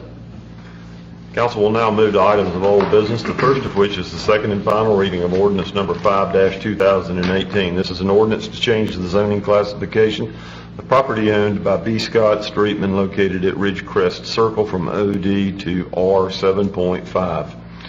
Ms. McCormick, any new or additional information in regards to the second reading of number 5-2018? Not at this time, sir. Thank you. I'll entertain a motion to receive. So moved. Second. Have a motion and a second. Floor is open for discussion. Comments? Questions? Hearing none. Ms. Duncan? Mr. Arrowood, Yes. Ms. Booker, Yes. Mr. Dumas, Yes. Mr. Bettis, Yes. Ms. Albert, yes, Mayor Danner. Yes. Second item before us is the second and final reading of ordinance number 6-2018. This is an ordinance to change the zoning classification of property owned by Richard Franz located at 937 Abner Creek Road from C3 to R7.5. Any new or additional information in regards to ordinance number 6-2018? No, sir, no new information at this time. I'll entertain a motion to receive. So moved. Second. And a second. Floor is open for discussion. Comments? Questions? Hearing none. Ms. Duncan? Mr. Arrowood, Yes. Ms. Booker, Yes. Mr. Dumas, Yes. Mr. Bettis, Yes. Ms. Albert, yes, Mayor Danner. Yes. Second and final reading of ordinance number 7-2018. This is an ordinance to provide for the annexation of property owned by Dobby Limited Partnership located at Victory Hill Road by 100% petition and to establish a zoning classification of I-1 for said property. Ms. McCormick, any new or additional information in regards to number 7-2018? No, sir, thank you. Thank you. Entertain a motion to receive. So moved. Second. Motion and a second. Floor is open for discussion. Comments? Questions? Hearing none. Ms. Duncan? Mr. Arrowood, Yes. Ms. Booker, Yes. Mr. Dumas, Yes. Mr. Bettis, Yes. Ms. Albert, yes, Mayor Danner. Yes. And items of new business this evening, the first reading of ordinance number 8-2018. This is an ordinance to change the zoning classification of properties owned by William D. Grady located at 124 and 126 Gilbert Street from RM1 to DRD. Ms. McCormick, information in that regard, please, ma'am. Thank you, Mayor Danner. Good evening, council. The purpose of this rezoning is to develop these two lots with 8 townhomes. The zoning of DRD is requested as the original zoning of RM1 multifamily residential is not dense enough to meet the requirements for those 8 units, and therefore the property owner is requested in DRD to develop those as townhomes on DRD zoning. That's all I have at this time. By show of hand, is the owner of the property or a representative of the owner of the property with us this evening? Record indicates that the owner of the property is with us this evening. Would you be available for questions if they arise during this discussion? And so be it. With that, then I'll entertain a motion to receive. So moved. Second. Have a motion and a second. Floor is open for discussion. Questions of Ms. McCormick? Comments? Hearing none. Ms. Duncan? Mr. Arrowood, Yes. Ms. Booker, Yes. Mr. Dumas, Yes. Mr. Bettis, Yes. Ms. Albert, yes, Mayor Danner. Yes. First reading of ordinance 9-2018. This is an ordinance to change the zoning classification of property owned by Fay Ross located on Henderson Gap Road from R15 to DRD. Ms. McCormick, information in that regard? Yeah, just a little bit of history on this property. We have had this property come before the Planning Commission for rezoning as a portion of this property in January, and there was acquisition of 2 additional parcels to the north of this parcel that are not currently in the city limits. Therefore, the request to rezone the property that is currently in the city was withdrawn, and they accumulated those 2 other parcels and have put together a larger request and bringing that back forward. We have 2 ordinances tonight, 9 and 10, which are part of the same development plan. The rezoning request is for a property that is currently zoned R15 residential single family to DRD design review district. Again, part of the larger request, but just speaking about the rezoning, it is for a 62 townhome unit development located on Henderson Gap Road known as Branchwood Townhomes. And the project will not exceed 65 units or roughly 7 units per acre. It will come in 3 phases if approved. Phase 1 will consist of 29 units, Phase 2, 20 units, and Phase 3, 13 units, with the full development build-out anticipated within 3 years. Sizes of homes will be between 1,200 and 1,400 to 2,000, with no maximum size, and exterior materials including vinyl siding, shake siding, and hardy board, and some brick and stone. There, of course, is amenities and landscaping prepared that include a buffer area surrounding the entire site. And the Planning Commission did recommend in January for a full traffic study to be done on this site, and that may come up as well at their public hearing on March 19th. And that's all I have at this time. Thank you, ma'am. By show of hand, is the owner of the property or a representative of the owner of the property with us this evening? And let the record indicate that someone showed that they were here. Would you be willing to answer questions if they come up during the discussion? Entertain a motion. So motion. Second. Floor is open for discussion. Okay, I would like to thank the ones that spoke this evening from my district regarding this project. And I can only ditto and reiterate their concerns about that street, because I too travel up and down Henderson Gap. I'm up and down it at least 4 times a day, back and forth to school and back. That is a road that is highly traveled. Of course, if you're going to go to, depending on where you're going to go, from our subdivision, you're either going to go out to Brushy Creek Road if you're going downtown Greenville, or out to the east side of town, and of course you're going to go out Hammett Bridge if you're going to go to 14, or if you're going to go over to the interstate. And that road is very narrow. We have double yellow lines from the time you turn on Henderson Gap off of Brushy Creek all the way down to Hammett Bridge Road. The road is narrow. I would say it's less than 20 feet wide. I did go out there and try to measure it today, but cars kept coming. But the road is narrow, and there's no place, if anything comes at you, you have nowhere to go. There's either a ditch or trees and rocks on one side filling up a ditch. So there's really no place to escape to avoid an accident. And people do speed down that road. There have only, I had the police chief to check, and over the last 15 months, I believe there's only been 2 accidents actually reported on that street. I did recall, and Ms. DeVito had pointed out about the person that was killed on that road, and that back in 2012. I couldn't remember what year it was, so I was glad she checked that out. But there are kids walking on that street from Riverside Middle. There's no place to walk. You either got to walk in the street or walk in the ditch. There's other adults out there, trying to take their dogs for a walk, or coming from either off of Henderson Circle, which runs right there into Henderson Gap.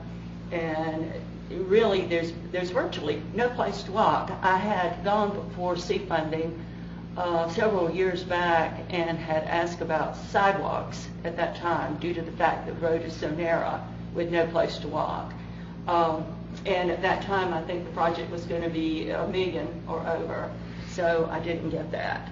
But it has been a concern of mine ever since I went to them about it, and I guess probably ever since I started going down Henderson Gap Road towards Woodland Elementary and towards Riverside Middle, and then in the future, of course, Riverside High. So it is great concern. And I know and this is falling into play with the next annexation that's on there. And I know and I understand that there have been points made about the traffic study. And as I understand, the traffic study is to be presented next Monday to the Planning Commission and the full plans. So at this time, without any further, I wouldn't want to put this at DRD because of the fact that that puts it into the multifamily, if so needed. And with that being happening, I believe with the, if it stays R15 and the other portion is intact, then that will be like 26 homes, which that probably would be a whole lot less traffic than the other. Actually, I don't really feel that great about having the additional traffic, because with 26 homes, I believe it was reported to me that that would put an additional 260 trips on the road a day. If it was 66 townhomes, then that would mean 396 additional trips on that road a day. And then, of course, if it was changed to the R7.5, which is what Riverside Chase is, then that would put more homes in there and create more traffic to 520 cars a day. And there's just no way in my mind that I see that Henderson Gap can contain and hold that much traffic safely. I mean, we'd be backed up from, the road is actually approximately a mile, maybe a little longer than a mile, and I could see us backed up all the way from Hammett back to Brushy Creek Road to get to the school at that home, or from that certain point where that subdivision comes in. Of course, you're going to have the people coming from that subdivision. They would be turning left, they would be turning right. So just depending on where you're going as to which direction you want to go. Like I said, if you're going Brushy Creek Road, then you're going, out towards the east side of Greenville, out that direction. The other direction takes you closer to Batesville Road and Thornblade, out to I-85, and then out to 14. So with the studies, and when I looked at that plat, it looks like the very back portion of that property, the one that's for the 33 townhomes, I think those were first presented, it looks like it ends up really close to a flood zone. And when I pulled that up on Greenville County tax records, there was 3 different phases on that tax record. And it didn't say it to exact what point, but one was minimal, the other was high, and the other was close to high.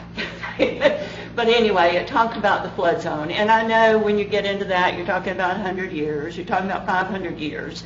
But with the rain we've been having lately, everything is saturated.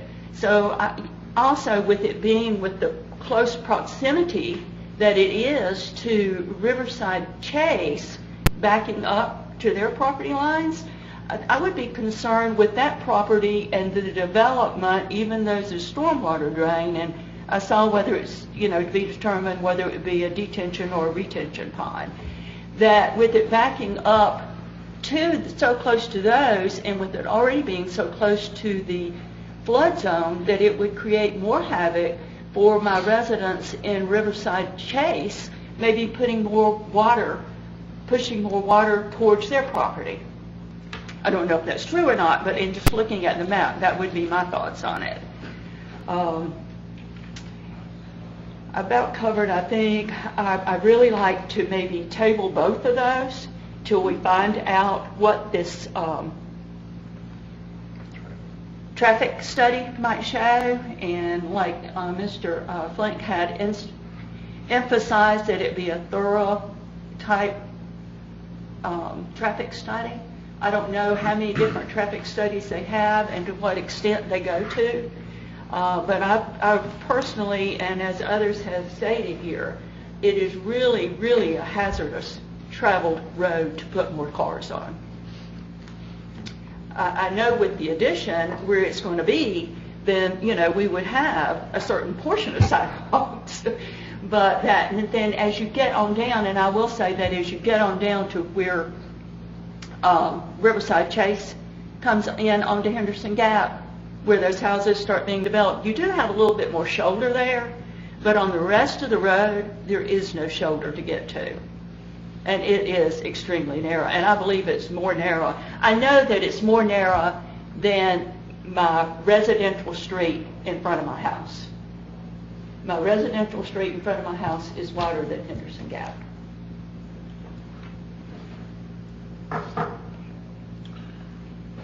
Mr. McCormick, we've got, and my apologies to the folks that were here with number 8-2018.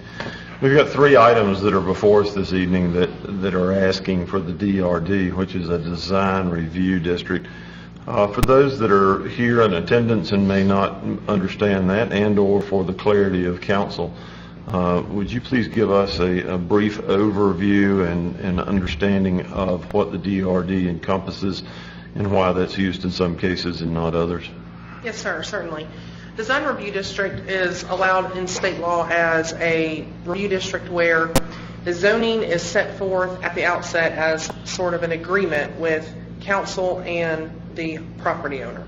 Doesn't have any underlying zoning district. It's not an overlay. It's a standalone zoning district. And when they present a development plan, a statement of intent, and a concept plan are part of that development plan, that becomes the zoning for that piece of property.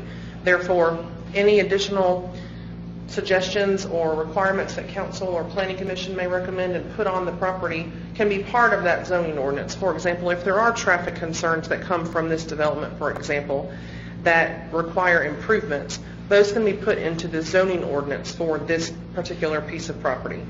There isn't necessarily an underlying zoning in our book of ordinances that would rule this and govern this. It becomes what this statement of intent says is what governs this piece of property. Oftentimes, developers will select DRD or planned development, which is the same type of zoning review district, when they need something a little bit different than what the underlying zoning or another zoning in the toolbox of zoning would allow. For example, in the previous case in 8/2018, RM1 multifamily certainly allows townhomes, just not in the density that was required for that property. Therefore, DRD was selected. In this case, and in the next case, 9/2018 and 10/2018, DRD is being selected so that way they could sort of give a set of assurances to Planning Commission, hopefully to the residents in the area, that they would be able to have a certain number, hold it to that number, and not develop something if it were zoned traditionally with multifamily, for example, apartments, which would have an unlimited density based on how large the property was and whichever classification they chose, RM1 or RM2. If it is rezoned or zoned to DRD, they're held to that plan specifically, and they cannot falter or change that plan without coming back before council. I think that's one of the main points of why people select DRD or planned development, is because it is somewhat of a contract between the city and the property owner that you will do this, it will be this way, and it will look this way, or else we will enforce these other ramifications if there are any upon that property. I hope that was Thank you, ma'am. a nutshell explanation of what DRD is used for. I appreciate it. In that regard, are there other comments or questions? Can you clarify something about zoning decisions made on traffic concerns in the state of South Carolina? Just how that works? No. Is it something that the state says, no, you can't make a decision based on increase or decreased traffic or the width of the road or the foot traffic? I'm not aware of a state statute that says you can't make a zoning decision based upon a traffic concern. These two types of zonings do give you that allowance. DRD and planned development do give you the ability to have some traffic concerns ameliorated within these zoning classifications. However, if you have something like, let's say, a traditional zoning asked for, and the road says it can't handle it based on a traffic study. We do have requirements for traffic studies. I understand traffic. I'm talking about for the governing body, which is this council, making a final decision about zoning when that decision is based on like if adequate public infrastructure is in place to support the use? No. I think it's more relative to land use. Sure. Can we define land use on the basis of traffic impact? I think if your comprehensive plan calls for... Is that correct? Yes, If you're because comprehensive- in my limited training with zoning, it's been brought up on several occasions that you can't make a decision to change zoning to allow development or not to allow, but because a road is a certain width and the increased use of the road is going to cause traffic backups or could possibly cause danger to people traveling on the road. I remember we said one time before that our vote was just about the zoning of the property, not so much about the traffic use and the streets and stuff like that. I think I can answer your question. Joe, correct me if this is... Sure, thank you. I think what you're getting at, Mr. Airwood, is that you're right. We can't make that decision in the zoning request. Where that comes into play about road conditions is in the development plan for the site. And that has to be reviewed. That's what the DRD is for. Road conditions and issues can be addressed in that part of it, but that is not a zoning question. And I understand that because what you're referring to is turn lanes and things like that. But of course, the developer and the property owner, they don't have the ability to change that road or reconstruct that road or to make it wider, that kind of thing. So we can ask them to put in turn lanes, but we don't have any kind of ability to say you've got to reconstruct the road. Am I... Okay. Because this is a design review district, or if it were a planned development, those two zonings alone allow you to make some of those requirements upon this development. The Planning Commission in January... I understand that. Okay. I got that. I understand what we have the authority to do. What I'm saying is, do we have the authority to make a decision based on the entire road being so wide and it's according to what we've heard tonight, it's already overused and it's dangerous, and if we allow this to move forward, then it becomes more dangerous. So my question is, can we make it? I know we can do a DRD, and we can, but besides having the property owner or the developer put in turn lanes, which is not on the roadway property, it's on their property, then we can't require him to go out and reconstruct the road. So can we make a decision based on traffic? Okay, I understand what you're saying, I think. And if I'm going in one direction here, if I say something that is wrong, please correct me. We have three types of roadways in the city of Greer. We've got city roads, county roads, and state roads. When we require a traffic study based on a certain threshold of development, yes, if it's a city road, we can make you put in turn lanes. We can make you widen the road. We can make you do what is according to that development in front of your development. Can we make them fix the intersection at Brushy Creek and Hammett Bridge, or Brushy Creek and Henderson Gap? No. Those are impact fees. We don't necessarily use those in South Carolina. If it's a county road, which Henderson Gap happens to be, the county is going to have to grant them an encroachment permit for this development. They will review this traffic study. Their engineers, their professional engineers on staff may say, oh, we don't want this on our Henderson Gap road. You've got to widen this. You've got to put a slot widening in, a full turn lane, and they can extend it past the width of that development. It's their road. It's their right. The state does it all the time. We see new developments go in. Super Road is a great example. All the developments there that have had to widen and put turn lanes in. Yes, we widen towards their side of the road, but that isn't just the turning lane. There may be things that are required based on who owns the road and what requirements are put on that developer, regardless of what the zoning is, based on the development plan, not necessarily the zoning.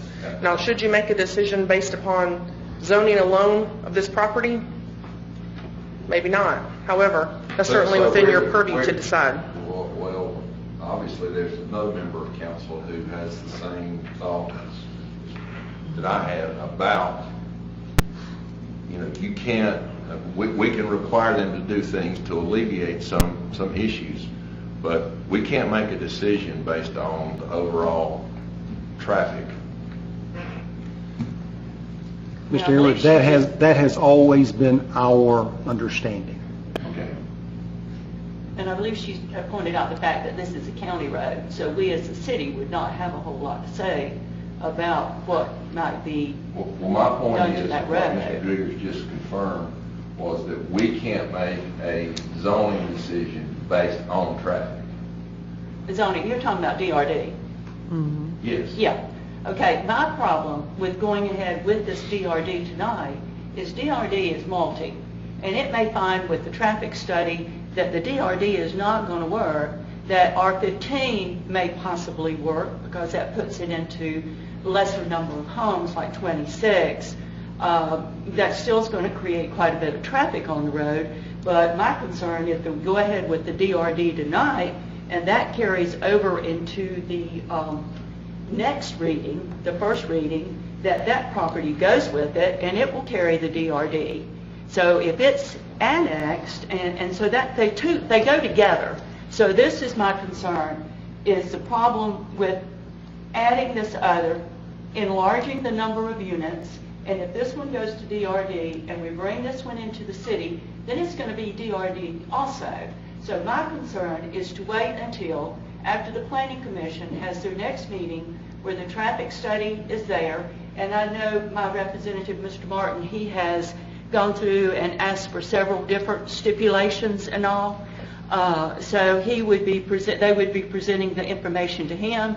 So that's my reason for wanting it to actually table those two, would be so that Planning Commission could hear the full impact of what is going on there and what it will affect. Well, the Planning Commission will. I mean, this is what our normal step is. We do this, and then Planning Commission makes their decision. It comes back to us for oversight, and if we agree with it, fine. If we don't, fine. And then let me speak to the property owner's side as well, which I don't know anything about, but the argument, and I understand the concerns of the residents, and we all see the increased traffic, but the argument that's being made begs the question, well, who gets to say why does an individual or a group of individuals who moved in a newly developed area at some point get to say, well, the next area over here can't do it? I mean, that's a question that I hear a lot. Well, these folks moved here, or this business moved here, so why do they get to say you can't have anybody else move here? Well, we're not opposed to anybody moving there. You know, we are opposed to the heavy increase in traffic. And I think if it was condensed down... One goes with the other, right? I mean, you get, with a development, you get traffic. I mean, there's no way around it. I mean, if you could build a 4-lane road out there, but you're still going to get the same amount of traffic. Well, if we had a 4-lane road there, then, you know, there wouldn't be a whole lot of problem with it. 4 lanes is a lot different than 2 narrow lanes. We had at least 2 people indicate that they were either the owner or representative of the owner of the property with us this evening. Anything you'd like to add to this discussion? We have a motion and a second on the floor.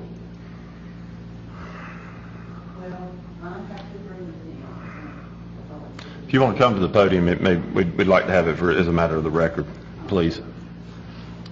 If you'll give us your name and who you represent, that'd be great. Okay, I'm Sharon Calhoun. I'm a realtor with Berkshire Hathaway, Sedan Joiner, and I represent Ms. Ross. And I agree with you that we're growing at such a tremendous amount in Greenville County right now. I think the figure is 15% a year. And we've got to have a place to put all these people. We don't want them going to other counties. We want them here, and we want them in Greer. They're taxpayers, and that helps our city. Ms. Ross would love to sell this property. She's an elderly lady, and the income would be great for her. And do you have any questions of me? Thank you. We appreciate that. Any new or additional information council would like to add to this discussion at this point? I did have a We question. got, okay, just a second. We've got. Come on up, Do you want to comment? My name is Mike Fraley. I work for Blue Water Civil Design, the engineer on the project, more or less here just to represent the developer. I understand the concerns, and like you've mentioned before, this comes up on every project. As far as the density for the project, that's what the DRD is for. Sometimes it helps to be able to get a little bit more density in the project. Sometimes it helps so that the city has more control over what the developer ends up doing. We, as the engineers on the project, are more than willing to help and to assist the city in any way as far as designing the project in a safe manner. We are required to do sidewalks. If the county or the city requires that a turn lane is done, then that's something that we're more than happy to provide. But again, all projects are localized to every little area. And like you mentioned before, you know, at what point does someone who lives in the area able to control the next person that tries to move in? I had never really thought about it from that perspective, but it's an interesting thought.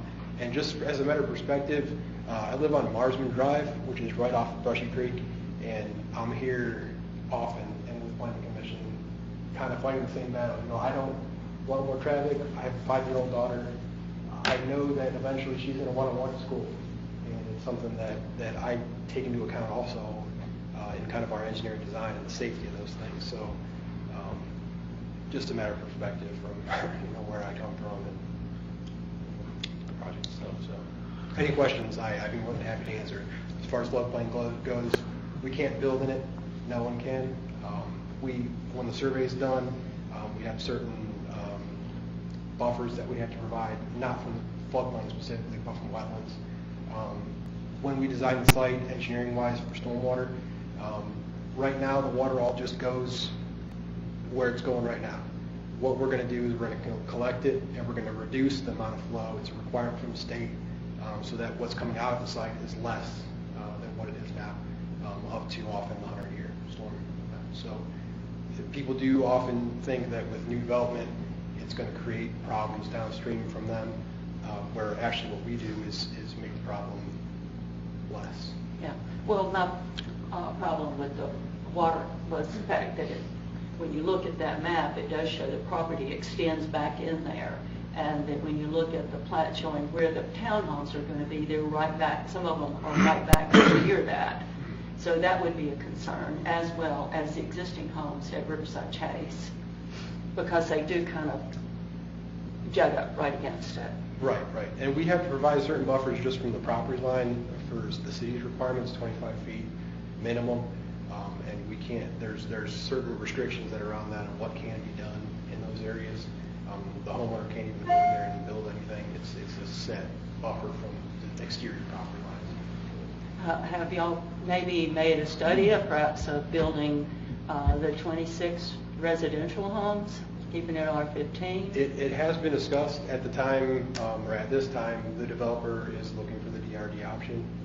If it's something that... I know the more you build, the more you're going to get. So, that's the thing there. The more properties you put in there, you make a lot more money than you would the other way. But with the situation and with the traffic there, and I'm sure you've traveled Henderson Gap Road many times yourself, and you know how narrow it is, and that if you are, like she had mentioned earlier, if there's a work truck, trash truck, fire department, whatever truck coming down that way, I mean, there's not a whole lot of room. You can't go anywhere, So that's the big thing. And then that particular property, like they had pointed out, is right in the heel and curve. So there will be issues with pulling out and going forward. It's just really, I don't guess we have an opposition to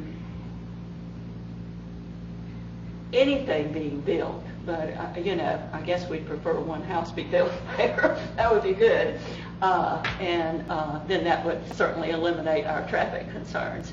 But I think our biggest concern, and knowing the fact that we travel the road, knowing the fact that the conditions on the road, and that's our concern, is putting more traffic on the road. It's not so much, and of course now I'm beginning to feel like Greer is getting overbuilt with townhomes. We have our oversupply, I think, with the two new developments going in over there on Hammett Bridge, there at 14 at Buncombe. Also, it was my understanding there were going to be more townhomes going in down your way towards Marsden. Yeah. So there's just a lot of townhomes going on, and it's not so much, I don't have a thing against townhomes. My next move may be to a condo or townhome, property-wise. But I just would prefer, if at all possible, that we hear the traffic study and hear the other things, the complete planning that comes before Planning Commission, and Mr. Martin's point of view that came out of that with his concerns at being addressed as far as Riverside Chase and the others concerned. I would just like to hear the effects of all that to go forward with anything. Ms. Albert, Mayor Danner, if I may, just for clarification's sake, the city is not requiring a traffic study done on this development. It does not meet our threshold. We have a 92-unit threshold for residential for traffic studies. In the January meeting, the Planning Commission requested that the developer do a traffic study. I do not believe that that study has begun. Therefore, when they are preparing their presentation for the March 19th meeting, I do not believe a traffic study will be presented at that meeting.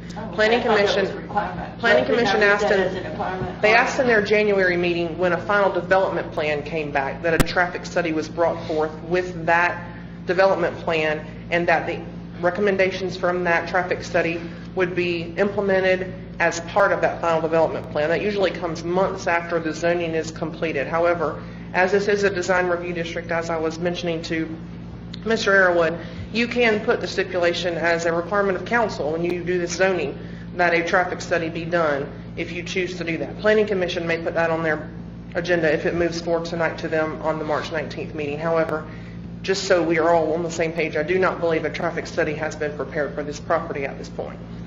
And I want to reiterate that as well. A traffic study is not required for this site because it does not meet the threshold of our current ordinance. It is not required. The only way that you can require that traffic study is to have a zoning that you can stipulate that as part of your requirement. Right. That's what the DRD does. It gives you the ability to require that. You cannot require it now.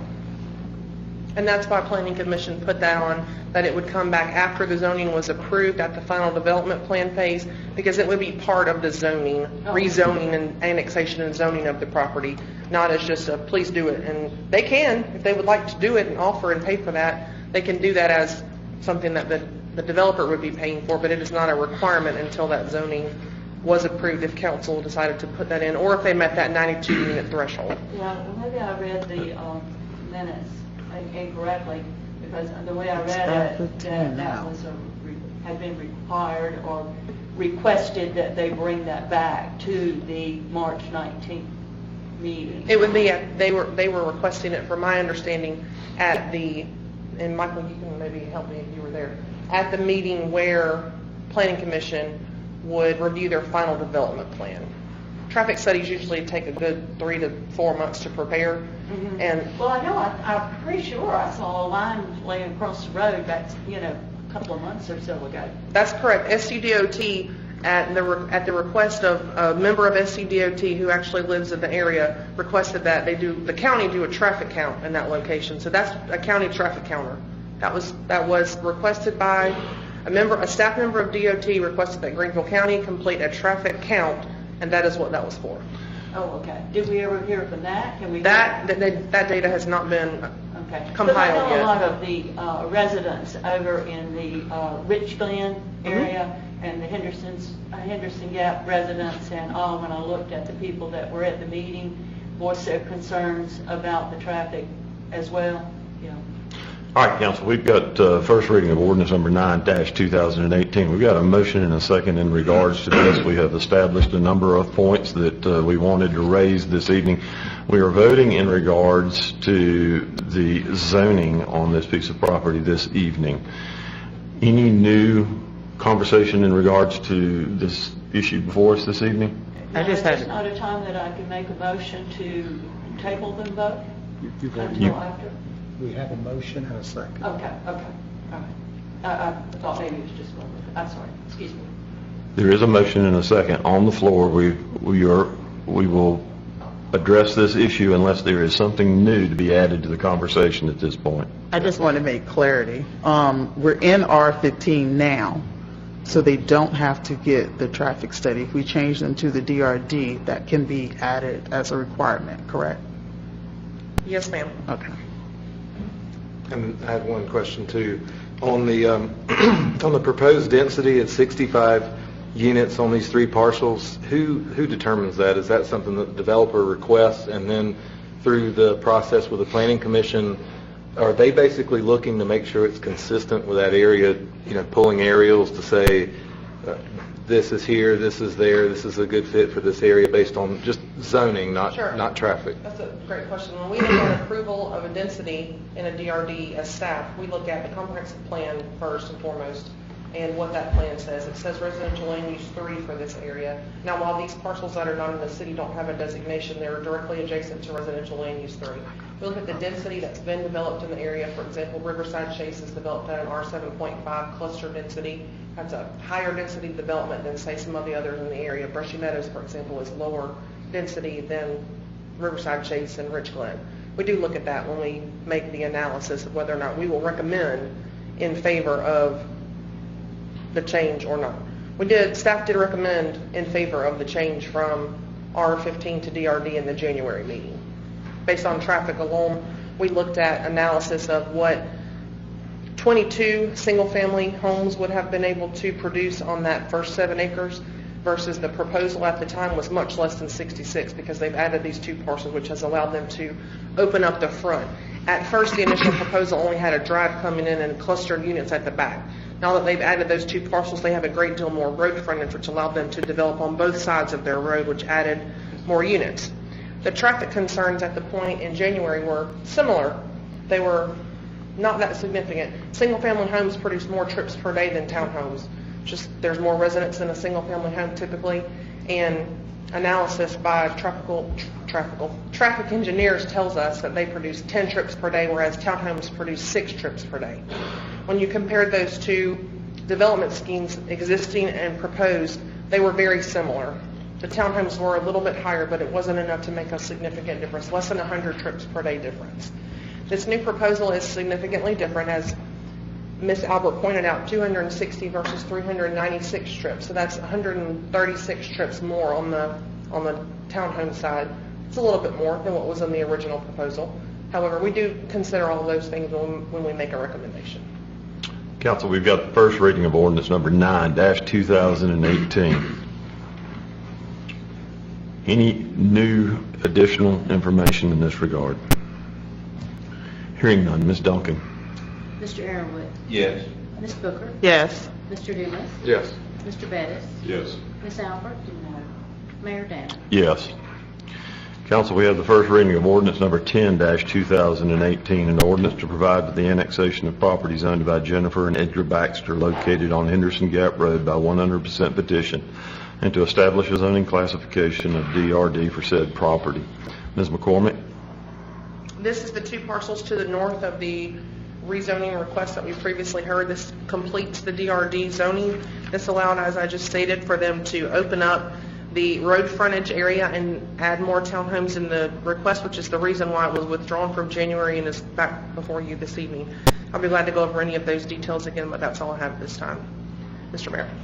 By show of hand, is the owner of the property or representative of the owner of the property with us? Let the record indicate so. Entertain a motion to receive. So moved. Second. Let me ask you, the vote that we just took, what happened to my motion? Did we not ever vote on that? We did. That was the motion. Okay, so it's held over.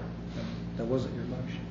My motion was to hold that one and this one over until after the planning commission. It came secondary to us approving the reading of the ordinance by number.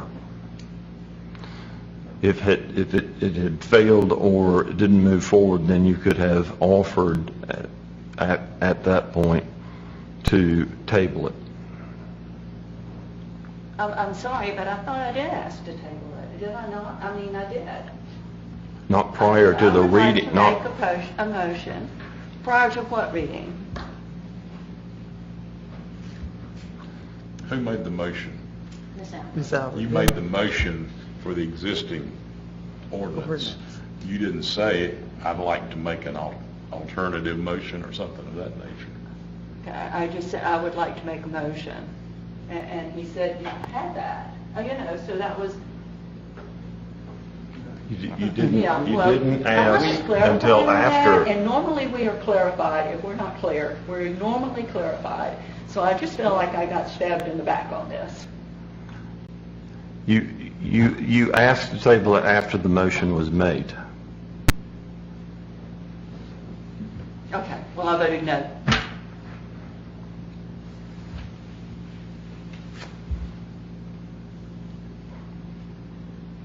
First reading of ordinance number 10-2018. Do we have a motion?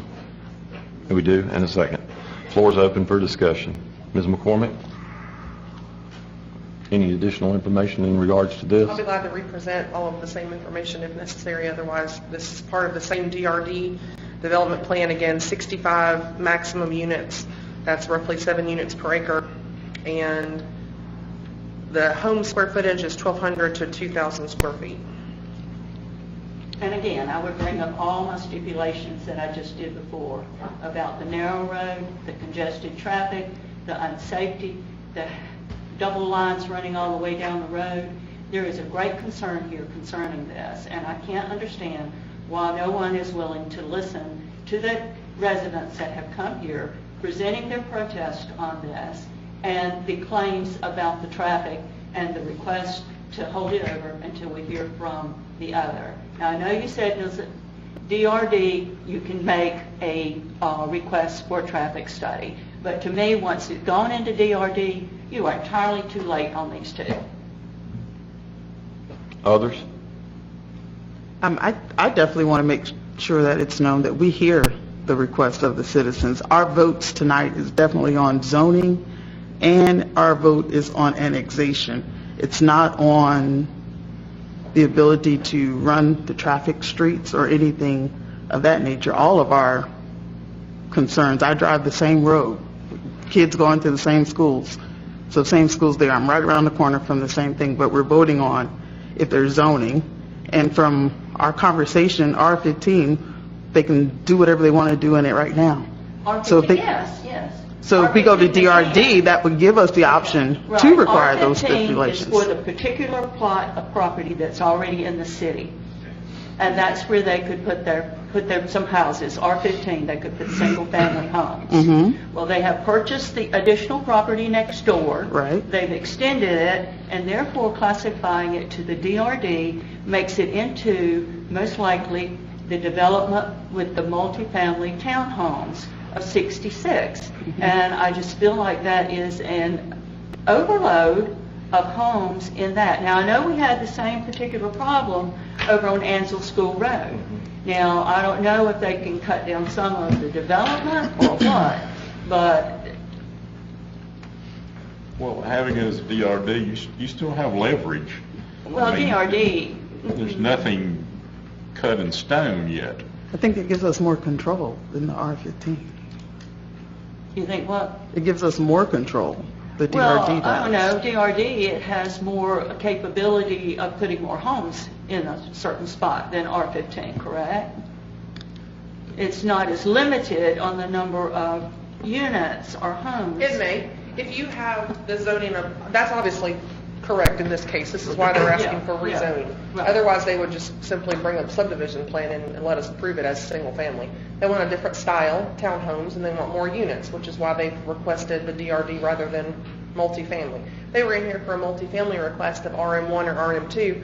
They might say they want to build townhomes, but they could bring me a plan for apartments, and I could do nothing about that because it would be allowed within the zoning district. DRD gives council the ability to not only pass this over to Planning Commission after first reading and have Planning Commission analyze it, review it, hear staff's recommendation, and make their own recommendations, but also then have it back to council where you can additionally put more recommendations on this zoning. DRD and Plan Development PD are the only two zonings that give you the ability to make conditions upon a zoning. Those are the only conditional types of zoning that we have. And Ansel School Road is a great example. The residents and Mr. Dumas worked together to come up with a plan for that property that was less intense than they originally proposed, but still met the needs of the developer. And it was a good happy medium perhaps out there. We have seen a final development plan for that, and that project will be underway very shortly. These readings tonight are first readings simply to introduce these ordinances, to allow Planning Commission to analyze it, to allow staff to look at it deeply, and then perhaps bring back forth additional recommendations to council at a second reading. Number 10-2018, any other comments? Ms. Duncan? Mr. Aaronwood, Yes. Ms. Booker, Yes. Mr. Dumas, Yes. Mr. Bettis, Yes. Ms. Albert, No. Mayor Danner. Yes. First reading of ordinance number 11-2018, an ordinance to amend the City of Greer zoning code or ordinance by adding to Article 4 definitions and Article 5 zoning districts regulations to incorporate brew pubs, microbreweries, breweries, microdistilleries, and distilleries within the City of Greer. Ordinance number 11-2018 is a text amendment to allow brew pubs, microbreweries, and breweries, microdistilleries, and distilleries inside the City of Greer. The Planning Commission conducted a public hearing on February 19th, 2018, and recommends approval of the amendment. I'll entertain a motion to receive. So moved. Second. Motion and a second. Floor is open for discussion. Comments? Why is this coming up now? Sure. When reviewing the zoning ordinance and based on requests for information about these types of businesses from current business owners in our city, which you have heard from one tonight, we saw a need to create opportunities for these types of businesses to exist in the City of Greer. Without a regulation thereof in our zoning ordinance, we have to classify them in certain ways. In Greenville County, for example, they classify all of these businesses, other than brew pubs, as industries. They're only allowed in industrial areas. So you have microbreweries, which may be a small operation that would typically fit into a larger commercial area, only allowed in industrial areas. Same thing with brew pubs. A lot of places are silent on those, and so they're simply classified as restaurants that have small brewery operations, for example, the City of Greenville. However, we wanted to take a look at all of these uses, what the capacity for industrial opportunities were, and see what classifications they would fit into within our zoning ordinance, as well as compare them to businesses and sizes and scales that we currently have in our ordinance. And that's why you see these amendments before you, and I'll be glad to go through how each of these business types would fit in if you would like me to do so. I kind of do, but no. Sure. I can be brief. I'll be brief. We've been through a lot tonight.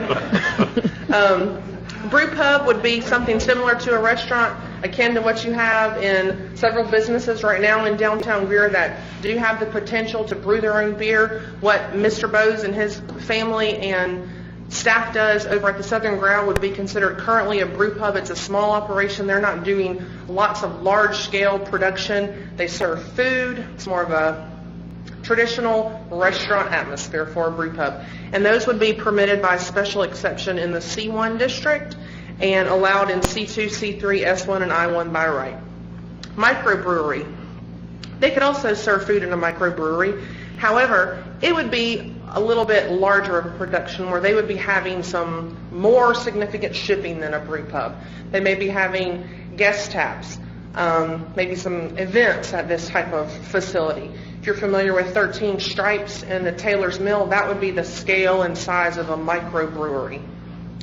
That would be allowed by special exception only in C3, and then allowed by right in S1 and I1. A micro distillery, which may sound like a microbrewery, is somewhat smaller of an operation. If you think about alcohol content, when you drink beer, you drink more volume and you have the same little small shot of liquor. So production of liquor or alcohol is on a smaller scale to produce maybe the same alcohol content as a brewery. Therefore, in micro distilleries, we see these as boutique operations. There's one in Travelers Rest, you have one in downtown Greenville, and those are akin to a brew pub in their size and scale. Therefore, we see those in the C1 district as well as special exceptions, and then in C2, C3, S1, and I1 also by right. Brewery and distillery, those are your large-scale operations. Sierra Nevada, RJ Rockers. In other parts of the country, you have huge, large-scale brewing operations, and those are federally mandated designations. All these definitions are federal designations, and so we're just trying to see kind of where those fit in, and we would see breweries and distilleries only in our S1 or I1 districts because those are true manufacturing facilities.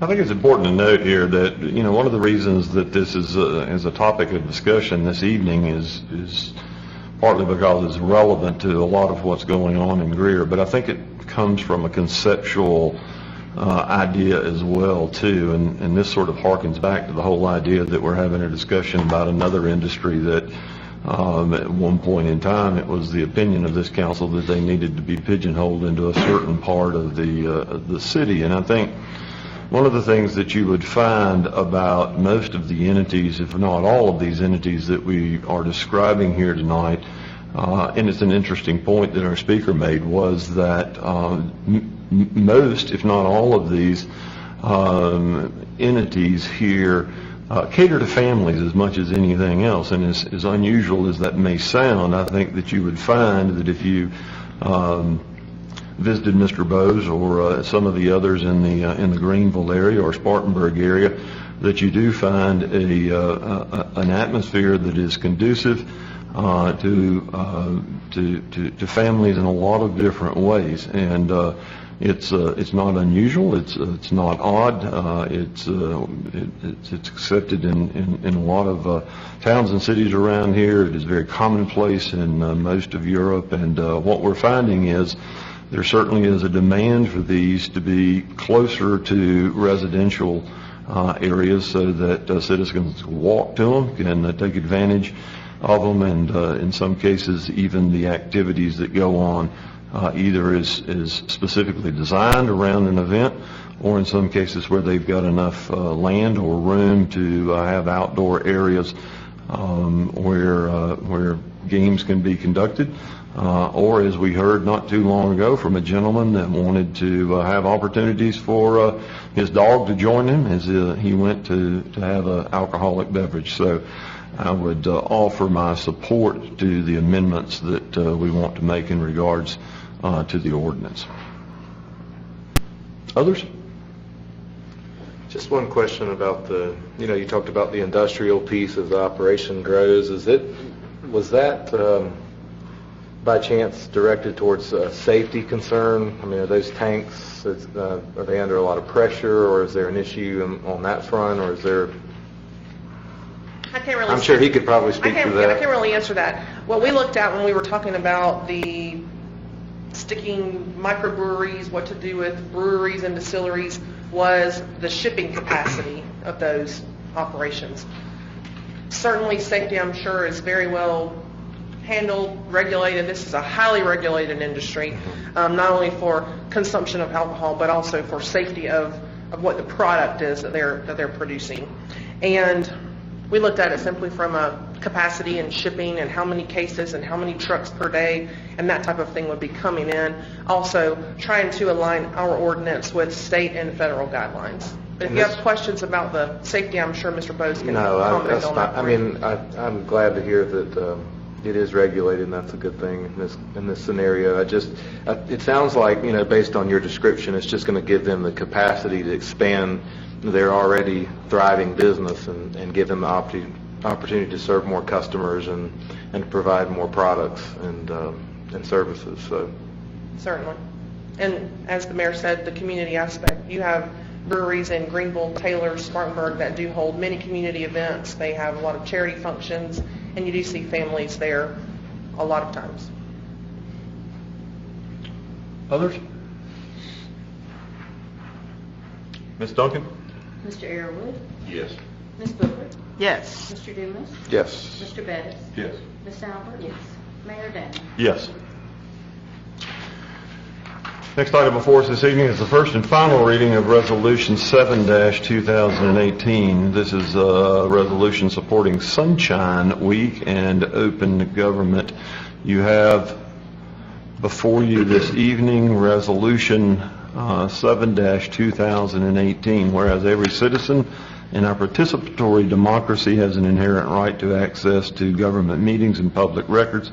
Whereas an open and accessible government is vital to establishing and maintaining the people's trust and confidence in their government and in their government's ability to effectively serve its citizens. Whereas the protection of every person's right to access public records and government meetings is a high priority for the City of Greer.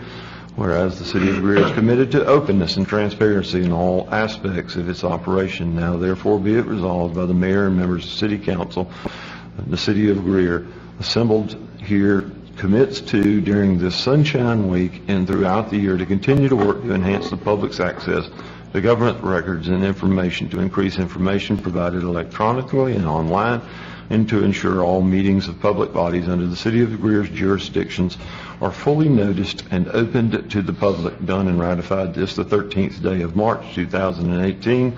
I'll entertain a motion to receive. So moved. Second. Have a motion and a second. Floor is open for discussion. Comment? I'm just curious as to why we're doing it. Because we support open. And we have to state that publicly that we're going to do. No, sir. No, sir, you don't. I just didn't know if this was requested by some other body or what. No, sir. This week is, we have done this before. Yeah, I was going to say we did before. And it's just our acknowledgement and support of the South Carolina Press Association in acknowledging Sunshine Week and our support of having open government. That's for the Sunshine Week. For 1 week, we'll do that. As the resolution says, for the whole year. Throughout the year. Ms. Duncan? Mr. Airwood? Yes. Ms. Booker? Yes. Mr. Dumas? Yes. Mr. Bettis? Yes. Ms. Albert? Yes. Mayor Danner? Yes. This is the first and final reading of Resolution Number 8-2018. This is a resolution pursuant to Section 4-1-170C Code of Laws of South Carolina, 1976, as amended, consenting to the placement in a joint industrial and business park between Greenville and Anderson counties of certain property currently located within the corporate limits of the City of Greer. Mr. Reno Deaton, our Executive Director of the Greer Development Corporation, will present this evening. The floor is yours, sir. Mayor and Council, good evening. This request for multi-county industrial park resolution this evening comes to you in regard to Project Ceramic. Project Ceramic is an expansion of existing industry here in Greer. As you're aware, there are a number of advantages with respect to multi-county industrial park designation. In this case, principally, that is to enhance the jobs tax credit that's available. So this acts as an incentive for this company to increase job creation here in this community. Happy to recognize Tony Smith with the Greenville Area Development Corporation here tonight, and Demetrius with Hainsworth Sinclair Boyd. Happy to answer any questions that you have with respect to this resolution or this project. Thank you, gentlemen, for joining us this evening, and appreciate your request. Council, I'll entertain a motion to receive Resolution Number 8-2018. So moved. Second. Now that's a resolution right there. Yeah, that's a resolution. Said with resolution. Floor is open for discussion or questions. Hearing none, Ms. Duncan? Mr. Airwood? Yes. Ms. Booker? Yes. Mr. Dumas? Yes. Mr. Bettis? Yes. Ms. Albert? Yes. Mayor Danner? Yes. Thank you, gentlemen, for attending this evening. We appreciate it. The only items we have before us left this evening is listed in your executive session. I'll entertain a motion that those be received individually. Mr. Mayor, I'd like to make a motion that we go into executive session to discuss contract for services, and my motion is for council to go into executive session to discuss contractual negotiations between ACE Environmental and the city as allowed by Section 30-4-70A2. Comes as a motion. Do I hear a second? Second. Have a second. Ms. Duncan?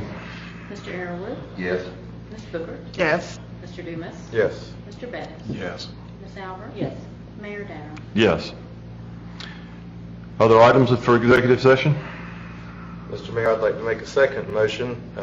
In this one, we're going to discuss the contract for professional services, and my motion is for council to go into executive session to discuss contractual negotiations between RBA Group and the city as allowed by Section 30-4-70A2. You have heard the motion. Do I hear a second? Second. Any discussion? Ms. Duncan? Mr. Arrowood? Yes. Ms. Booker? Yes. Mr. Dumas? Yes. Mr. Bettis? Yes. Ms. Albert? Yes. Mayor Danner? Yes. Any other items for executive session this evening? Yes, sir, Mr. Mayor. Third motion under executive session. This is for legal advice. My request for the motion is for council to go into executive session to receive legal advice from the city attorney as allowed by Section 30-4-70A2. You've heard the motion. Do I hear a second? Second. Have a motion and a second. Floor is open for discussion. Hearing none. Ms. Duncan? Mr. Arrowood? Yes. Ms. Booker? Yes. Mr. Dumas? Yes. Mr. Bettis? Yes. Ms. Albert? Yes. Mayor Danner? Yes. Council, we stand in executive session.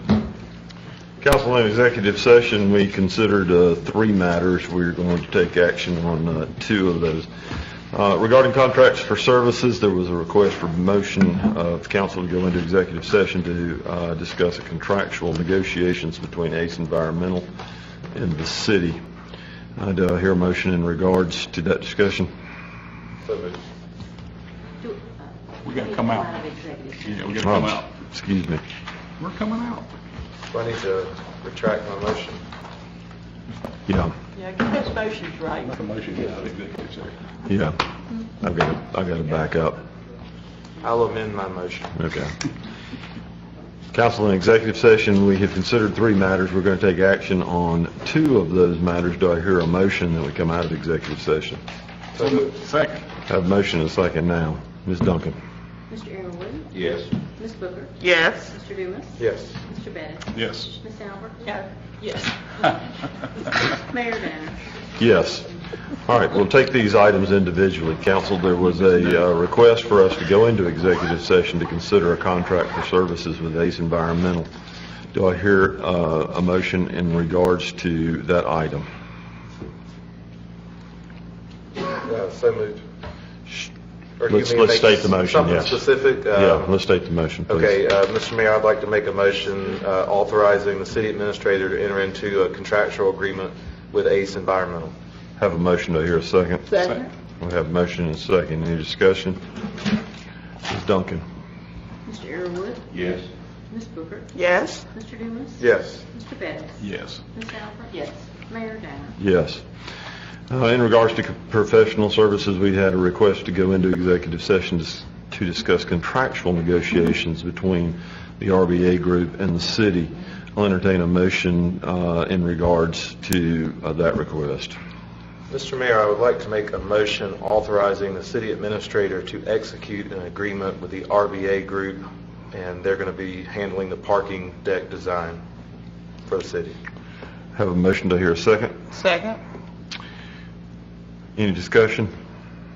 Ms. Duncan? Mr. Arrowood? Yes. Ms. Booker? Yes. Mr. Dumas? Yes. Mr. Bettis? Yes. Ms. Albert? Yes. Mayor Danner? Yes. Council, the third item was to receive legal advice from the city attorney. We have received that advice, taken no action in that regard. Having taken no action in that regard, we stand adjourned.